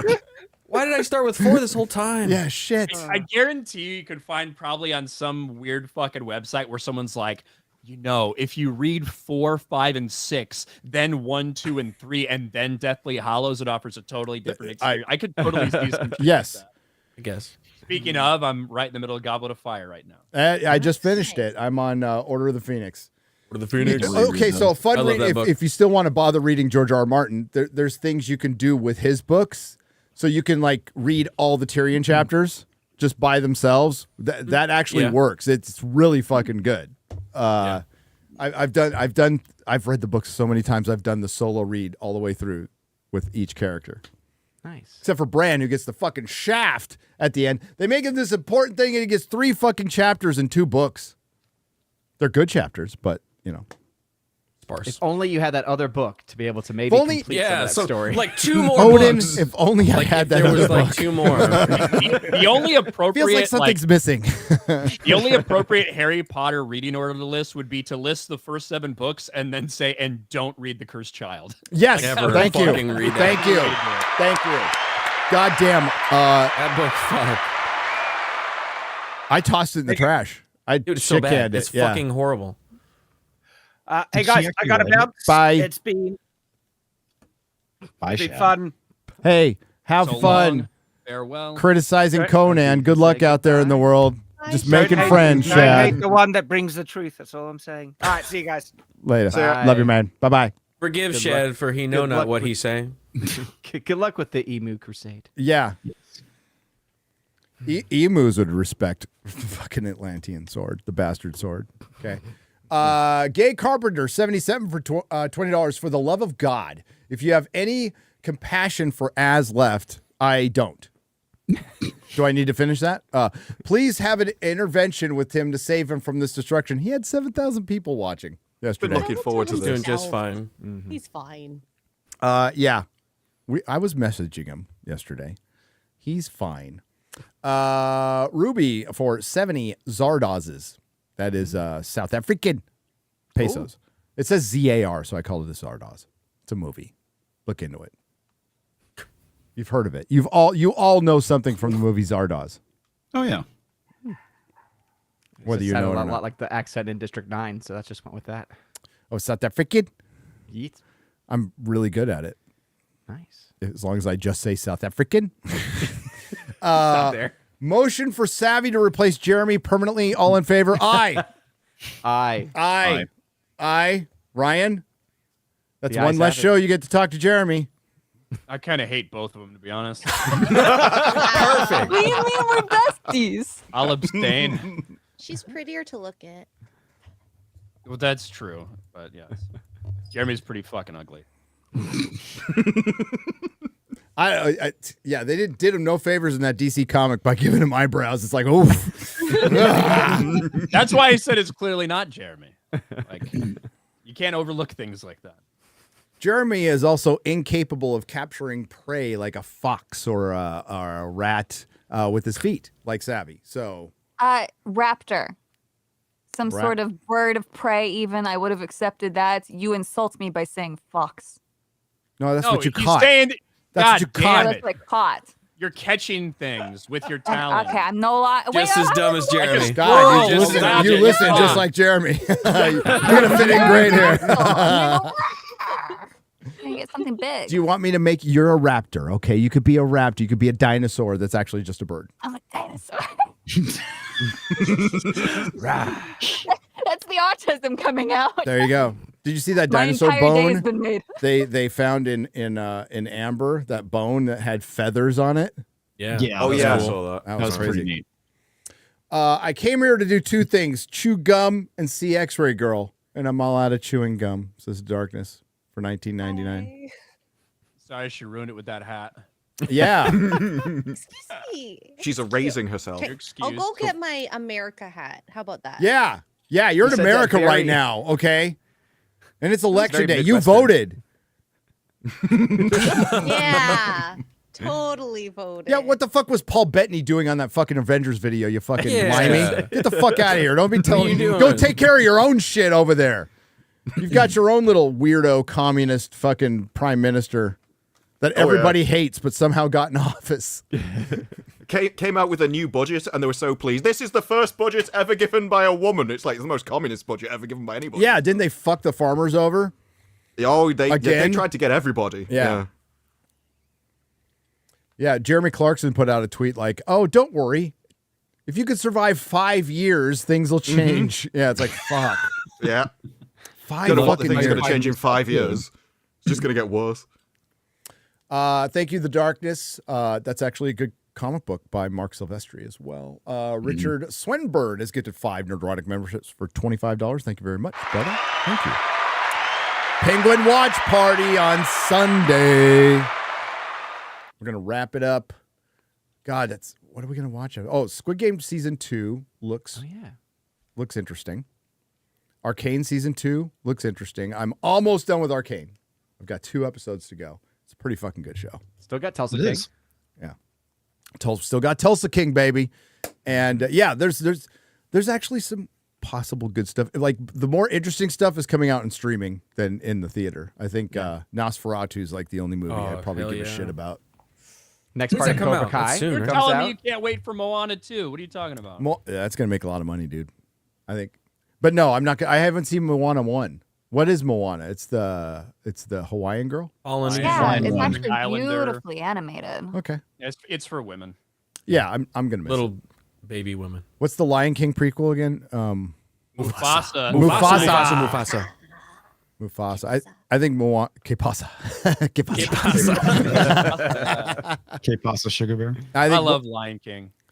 Wicked. I know Ryan's looking forward to Wicked, but I'm not looking forward to it. I've never seen that play like you. that's true. But Right. at least the chicks were hot. Okay, so they were smoking hot. One of them was green, so a green hot chick. That's cool. Are you saying The wizard was a player, too. Are you saying the bald-headed, woke, non-binary queer black woman with a septum ring or with a septum piercing is not hot to No, you? she Harry? is ugly. She hit every branch on the Fugly. ugly tree on the way down. She is. They could Then have. she climbed back up and fell again. You could have gotten a hot black woman. I mean, come on. Jesus.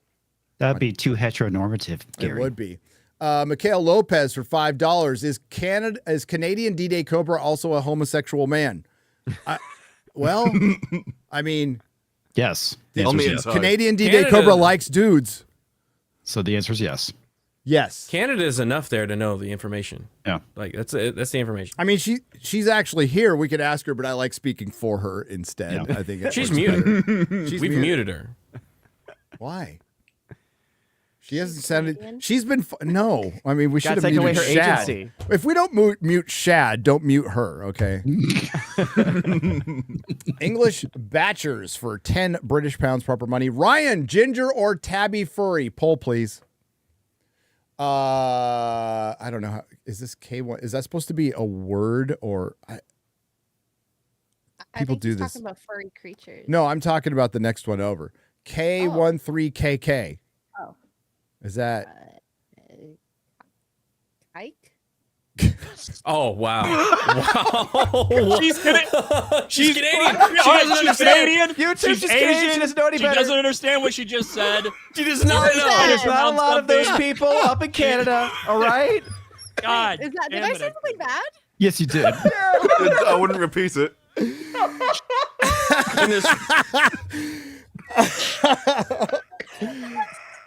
I thought I may have heard a T there instead. Given right? the Maybe a amount of T? K's that are in this name, like a tyke, It's maybe. That's what I heard, right? Kleck. Everyone else heard it. If you were, if it's gonna be a name, it would be Kleck. Kleck. It's K13KK. Where the hell you got that? Oh my god. Oh shit. She doesn't understand what racism is. she doesn't get it. She doesn't get it. Ignorant. Okay, Cancel. guys, I was ignorant. Sabby's husband's trying to like break down the door. He thought he heard something. Kleck. We're gonna just say Kleck, or it's K13KK. For 20 Belgian pesos. Have a beef with Frank Gore about not telling you properly what Poor Things is really about for a year now. A mother dies in childbirth. Doctor takes the brain of a baby and puts it in a mother's body. The baby discovers sex, and then she proceeds to be fucked for the rest of the movie by Harvey Weinstein lookalikes, led by feminist Mark Ruffalo, whatever.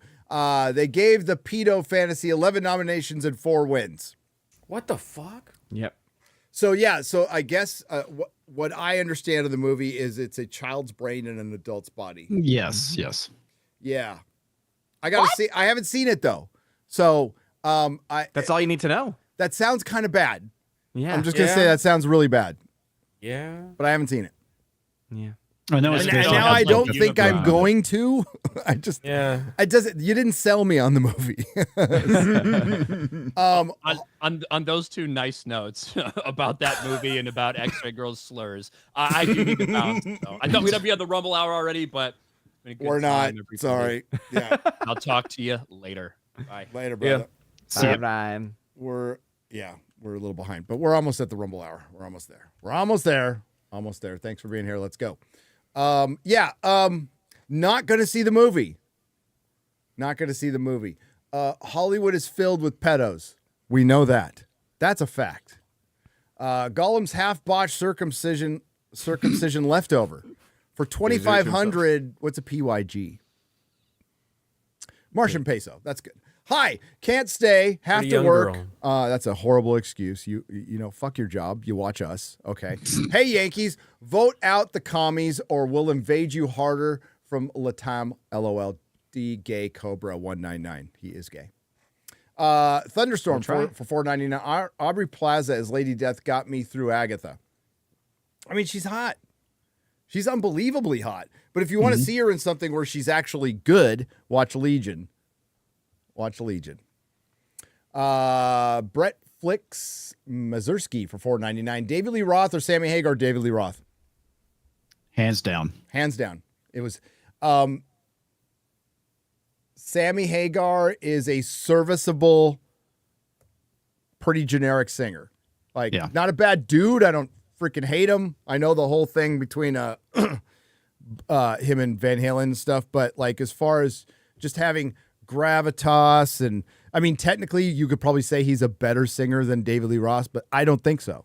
I think David Lee Roth has more talent, more heart, more soul. The Van Halen's music was better with David Lee Roth. It was harder.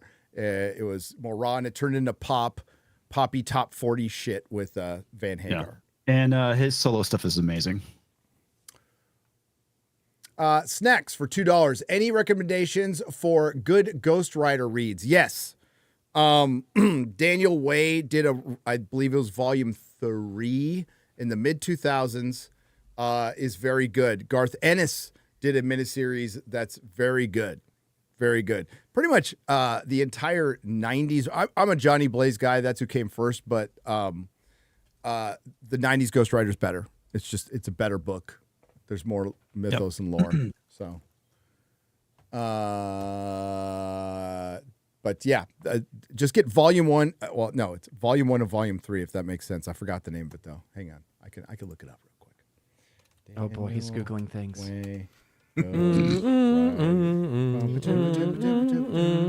I'm trying to. I try to see if there's a. It's just a. There's a complete collection of Daniel Way Ghost Rider. Oh, get that. It's good shit. It's good shit. Southeastern Kaiju for $2. Christmas music while shopping at Goodwill. I hope so. I've already started the Christmas movie in here. I'm going to have my 4K log on my monitors going. Burning log. There's other shit you could do too. We still have Thanksgiving to get through, Gary. Dude, Thanksgiving's part of Christmas. Okay, it's just a turkey. lead up. No, it's not. It's just a turkey. Yes, it is. Yeah, you get around. You do the you do the same thing you do on Christmas without presents. That's all you do. Yeah, it's also the birth of Christ, but who cares? It's the lead in. It's the lead in. I'm giving him more respect, Odin. Jesus is the reason for the season, so I'm gonna it's a season. I'm going the whole season. I'm going all out. And the pilgrims are the reason. I like Christmas more than all of you. Fuck you. It's clear. It's giving thanks for Santa. Santa too. Santa's real. Are you gonna watch Die Hard soon? Fuck yeah. Get Die Hard, Christmas Batman Returns, Lethal Weapon, all of it, all the Christmas movies. The Great Escape. Yes, The Great Escape. And it's a Christmas movie over here. When I was a kid, every Christmas that was played, so it's kind of a de facto Christmas one over here. I love The Great Escape. When did they used to? Oh, you're all too young. I can't ask any of you this question. Maybe Odin. When did they show 10 Commandments? Was it Thanksgiving or Easter? I can't remember. Easter. Was Easter? Okay. Yeah, that's probably make more sense than Easter. Yeah, Passover. Passover. Okay, gotcha. To be Easter. That's on 4K. That's a fucking great movie. Thanksgiving was Wizard of Oz, right? Maybe, yeah. Thanksgiving was and now it's Home Alone. Like Home Alone is what they used to show on TV. Yeah, I'm talking network TV. None of you people know what I'm talking about. I don't know what you're talking about. Network TV. That sounds like it makes sense. Shadow of the Day for $5. Disappointed nobody dressed up for Halloween last time in the BLM version of Jedi robes and red watery eyes calling themselves Maced Windu. That's good. Well, there's always next year if we survive. Iron Morgan for $20. Hi, baggage claim savvy and FNT panel. Baggage claim says hi from the train. She's listening on the train. Thank you all for keeping my sanity in check while I deliver tankers of raw milk to help feed the great country of Texas. Hail! Here's more money I promise to send after paying my house. Cheers. That's cool. Pay your house off. Thank you. Pay for your house. And please. deliver that milk. And deliver that milk, that raw milk, to people who like that stuff. That's right. So you like milk, Garrett? I'm sure, I guess. Okay, yeah, but you don't like eggnog? You don't like eggnog? No, not an eggnog drinker. So who's an egg? Yeah. Weird eggnog. shit. Disgusting. What's got like eggs in it and shit? Sweet. What's it? What is it? Eggnog is amazing. It doesn't have eggs in it. What even is it? It's just cinnamon. Especially you put like bourbon in it. It's Well, great. maybe it has eggs in it, but you can't Well, taste just the drink eggs. the bourbon. It does have eggs in it. like a cinnamon savvy. drink. Yeah. That's a good point right there. Just drink the bourbon. Yeah. No, like when you put Bourbon water and in whiskey, eggnog. let Why do you alone need eggs. to ruin You know- bourbon with it? Let me get some unsolicited advice to every content creator out there. Everybody's about to post on Twitter. Stream sober, post sober. You're welcome. Agreed. Stream sober, post sober. You won't have a lot of regrets the next morning. Live sober. Amen. Unless Live that's sober. your brand. You, know? You can live sober. It's up to you. That's the whole thing. It's pretty good. No, that's too much. I'm a racist, so a quarter of Garrett has to leave. For Zanzak for $5. Well, you spelled my name wrong, so you're not even referring to me. Yeah. So get my name You're right. missing a T. You racist. I always get I get the second R in Gary, which would be Gary. It doesn't make sense. Yeah. Gary, get over here. Gary. You're a wizard, Gary. You're a wizard, Gary. I'm a what? You're a pirate, Gary. The TX Saint for $4.99. First time super chat. Accepted engineering job yesterday after working on a degree part-time for 13 years while working full-time graduate in December. Thank you all. Hail. Congratulations. Yeah. Congratulations. That's a long fucking time. That's commitment. Connor Smug Mug for $1. Savvy.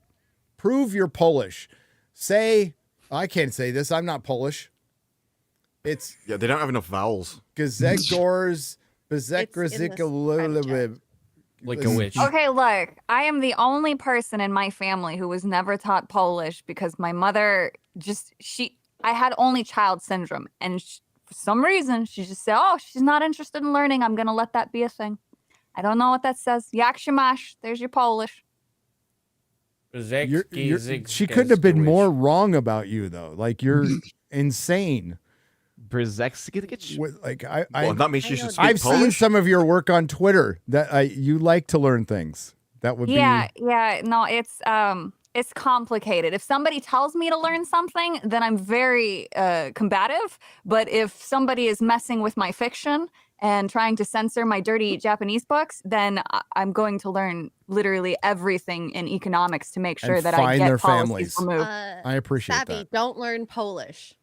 Does that work? Well, I mean, it'd help you save The Witcher, the dirty Witcher books. So true. Grzegorz Brezovic. You wouldn't be pronouncing half those letters. Brzeziewicz. I think it's Brzeziewicz. Sure. You skipped. Why even have the letters there if you're going to skip them? I don't know. Polish is a magical language. It's very confusing. Everybody just gets drunk. That's how they made their language. It all makes sense now. We had a cleansing of those who could not speak proper Polish in the 11th century. I believe that. Just to get it out of the way, Shad, have you heard about the Lego Twilight set coming in February? Thought you'd want to know because you are a fan. You misspelled gay at the end.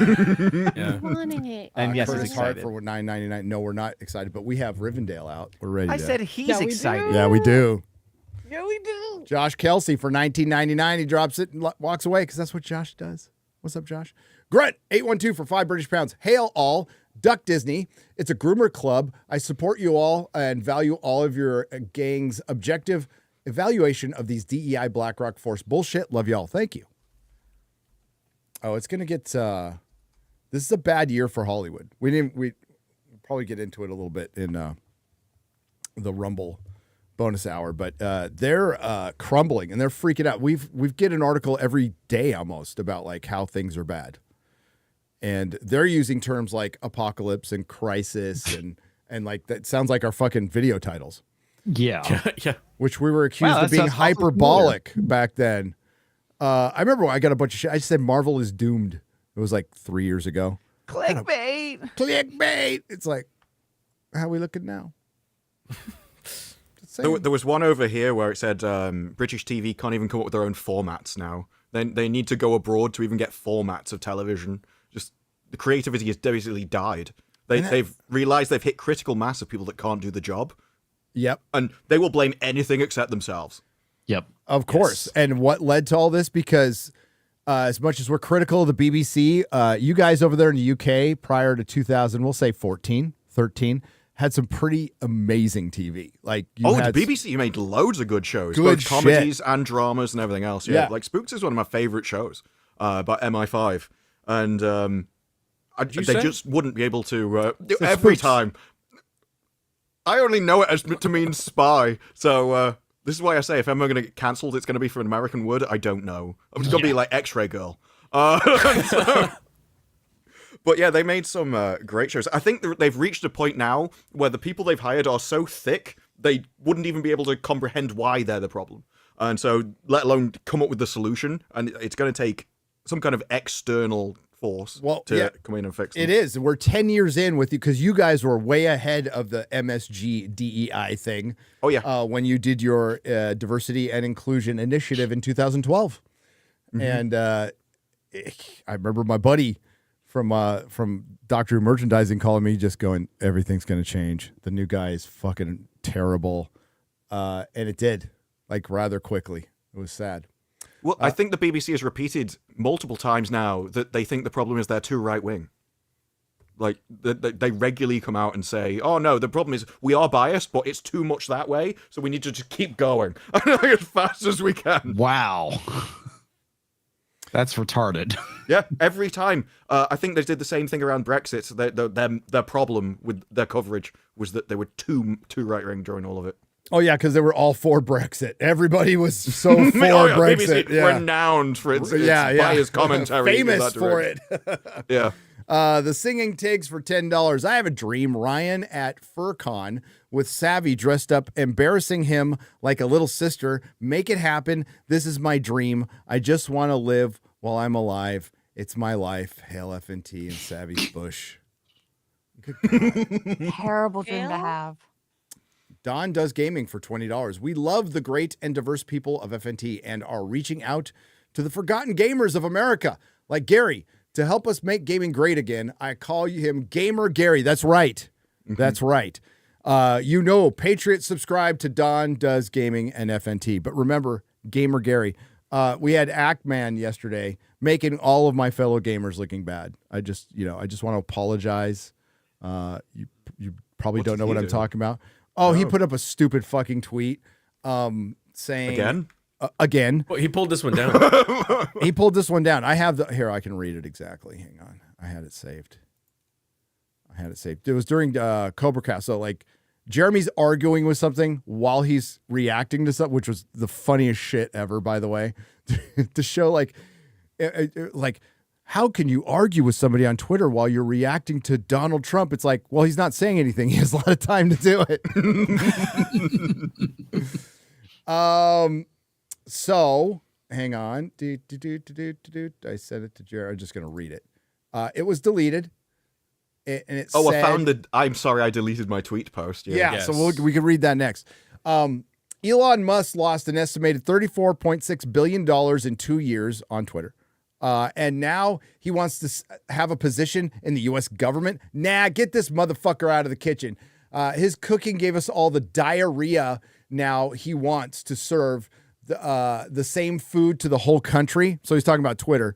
I just responded, found the retard. So did Jeremy, said something very similar. And then he deleted the tweet.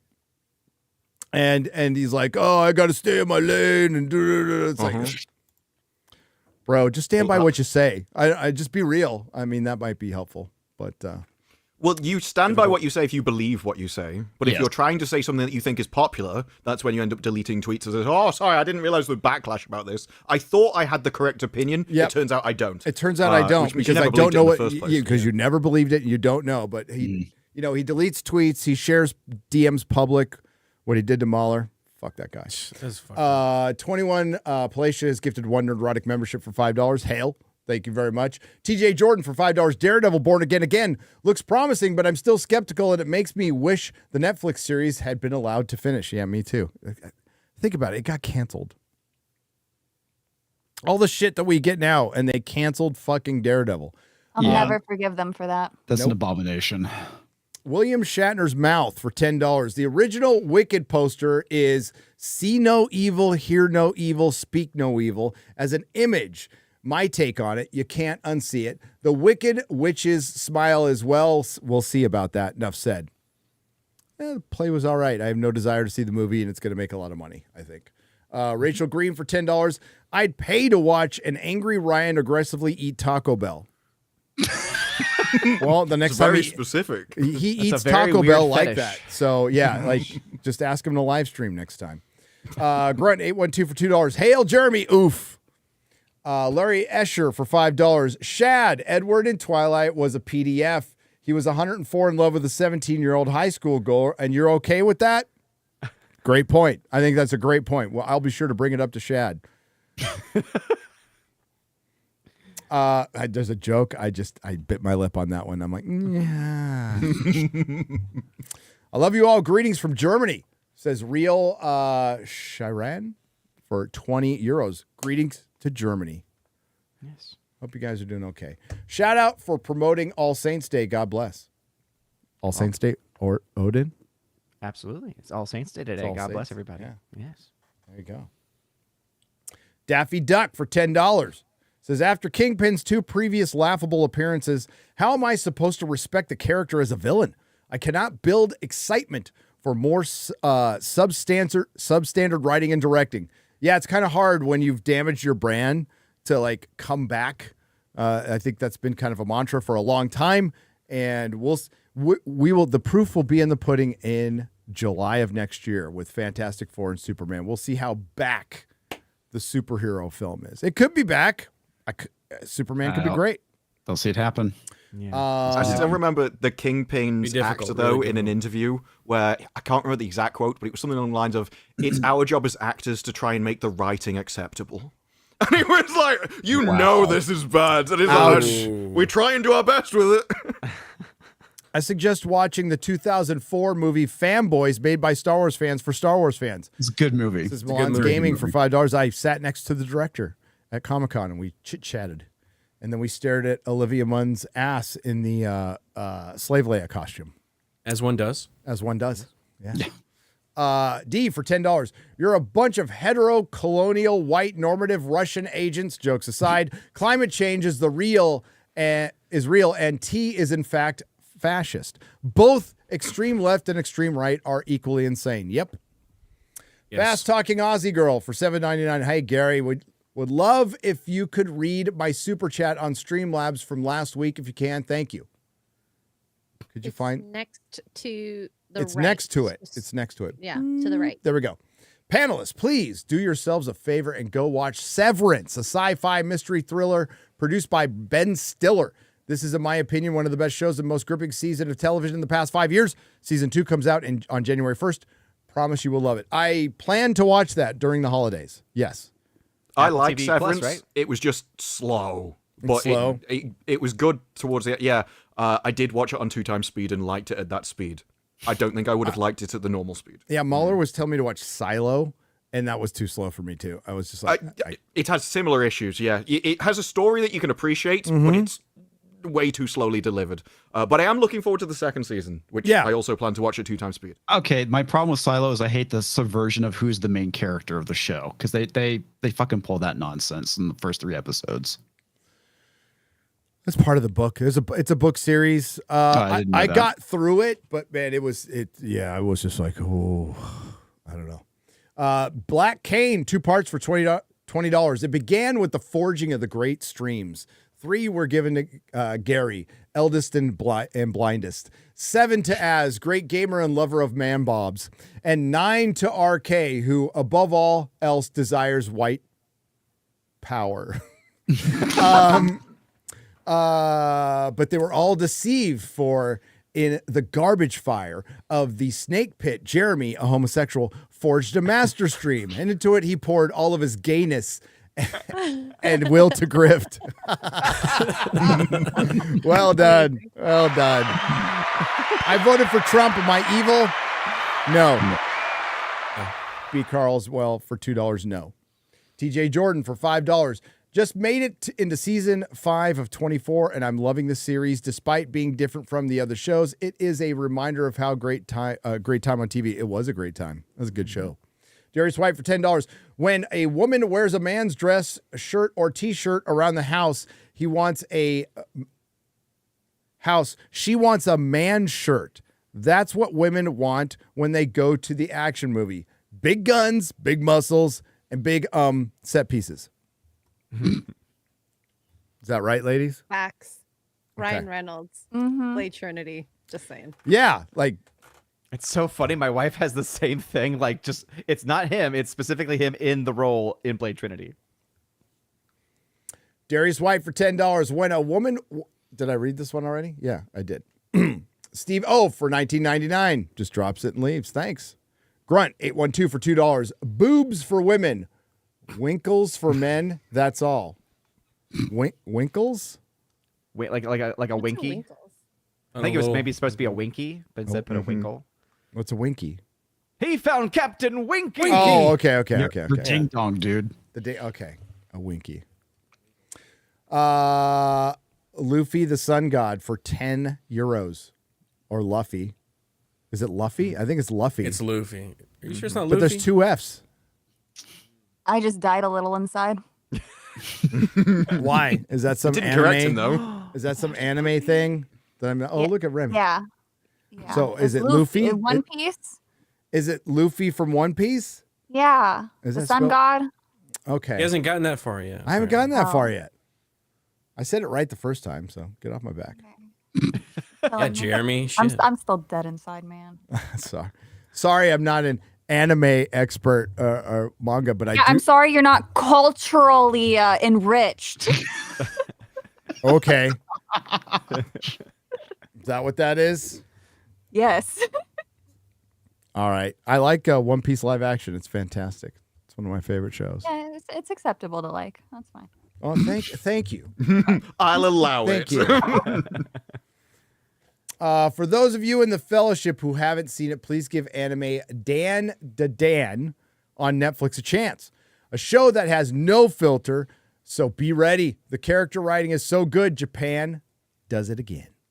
Have you Don't seen it? Watch it. I don't know if it has an English sub, but please don't watch it in the English. No, it does because I heard some of it. It's the most soulless voice acting you've ever heard. No, I read. Good.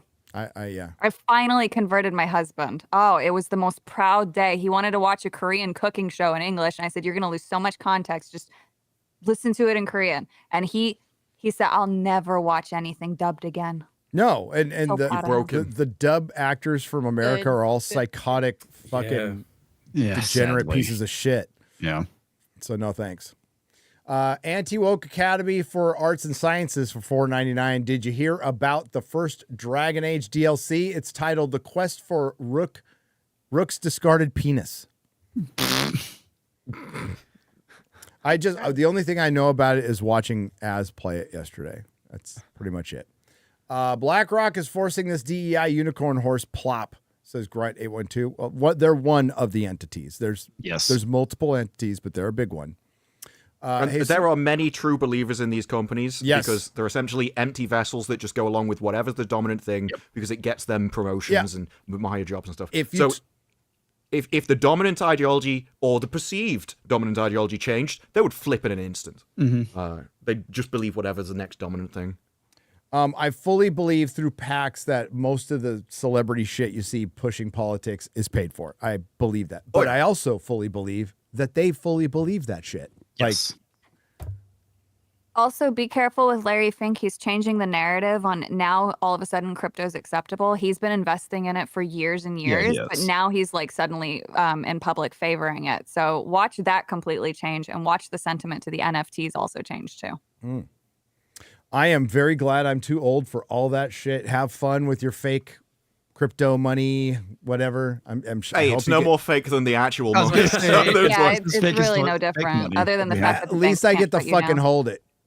That's all. But I'm not going to worry about it. And I understand that, by the way. We'll never return to the gold standard. But yeah, have fun with all that stuff.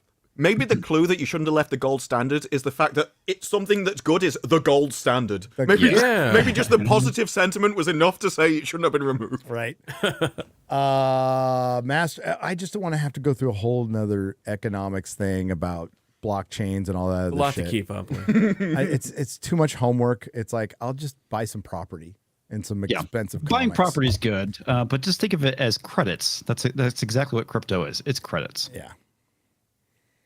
But I remember good point. The fucking money in my bank is fake too. So yes, I remember there was I can't remember what it was like. A future cop came back with a load of other people in a time travel show, and in their future they all use Bitcoin. And I remember at the time thinking, "This is stupid. That's never going to happen." Well, here we are. Oh, I think it's totally going to happen. I absolutely. And I'll just be old, and I don't have to worry about it. Just invest in Doge. It's like when AI becomes the singularity happens. Continuum. I'll be dead. You guys will be alive, but I'll be dead, so I don't have to worry about it. Master Goa for $10. White fragility author Robin DiAngelo is the modern audience. Despite her love of us paying reparations, she wouldn't put up her own money till Matt Walsh put her on the spot. Spending equals evil capitalism. I reviewed that movie. I fucking loved it. It's the funniest shit I've seen all year. Yeah, and she's also a massive racist. And she's a massive racist. Well, yeah. She admits it. She admits it in the fucking movie. She goes, I notice when there's black people in the grocery store. Oh, she admits in her fucking book, too. Yeah. I'm like, really? You know what I notice in the grocery store? When shit's expensive and they're out of something I want. This bottle of Dawn's like half the size, but the same price. It's like shit. To be fair, if she's getting 15 grand for a half an hour interview or whatever it was, I can understand why she doesn't notice the price of things going on. Yeah, right. Like that grass-fed beef that H-E-B's always out of now, which sucks because that's my favorite. It's good. H-E-B's awesome, by the way. It is. Brian Burgett for $19.99 says the elite behavior isn't new.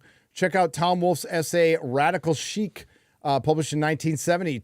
Wolfe writes about dinner party hosted by Leonard Bernstein, famous composer, know who he is, to support for the Black Panthers. Fucking hilarious. Oh yeah. The Black Panthers, who in groups in San Francisco in the early 70s were driving around and shooting people randomly, shooting white people randomly. Wow. Yeah. Bet you didn't hear that one. But to stand-up lads. Yeah. I didn't hear about it till I moved to San Francisco. But it was a thing that happened in the early 70s. They were just driving around and popping people. Jesus Davila has gifted one Nerdrotic membership for $5. Kitty Bonkers Antihero for 5 Nerdrotic memberships, gifted 5 Nerdrotic memberships for $25. And Mind of the Warrior has gifted 5 Nerdrotic memberships for $25. Off to Rumble we are. Off to Rumble we are. Hell yeah. So,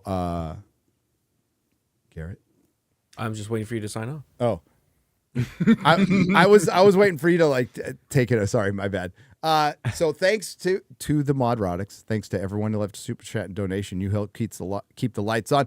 Thank you to Baggage Claim. Fuck Jeremy from Geeks and Gamers. Ryan. I thought you were gonna. Fuck him too for leaving early. Fuck Shad for liking Twilight. Yeah. And disrespecting the fucking Atlantean sword from. Just give him hell on Twitter, okay? Just don't ever let him forget. From Conan. And I love all you guys for hanging with me, having my back on that one. We'll see you over in Rumble. Yeah. Ciao. See ya. You went for.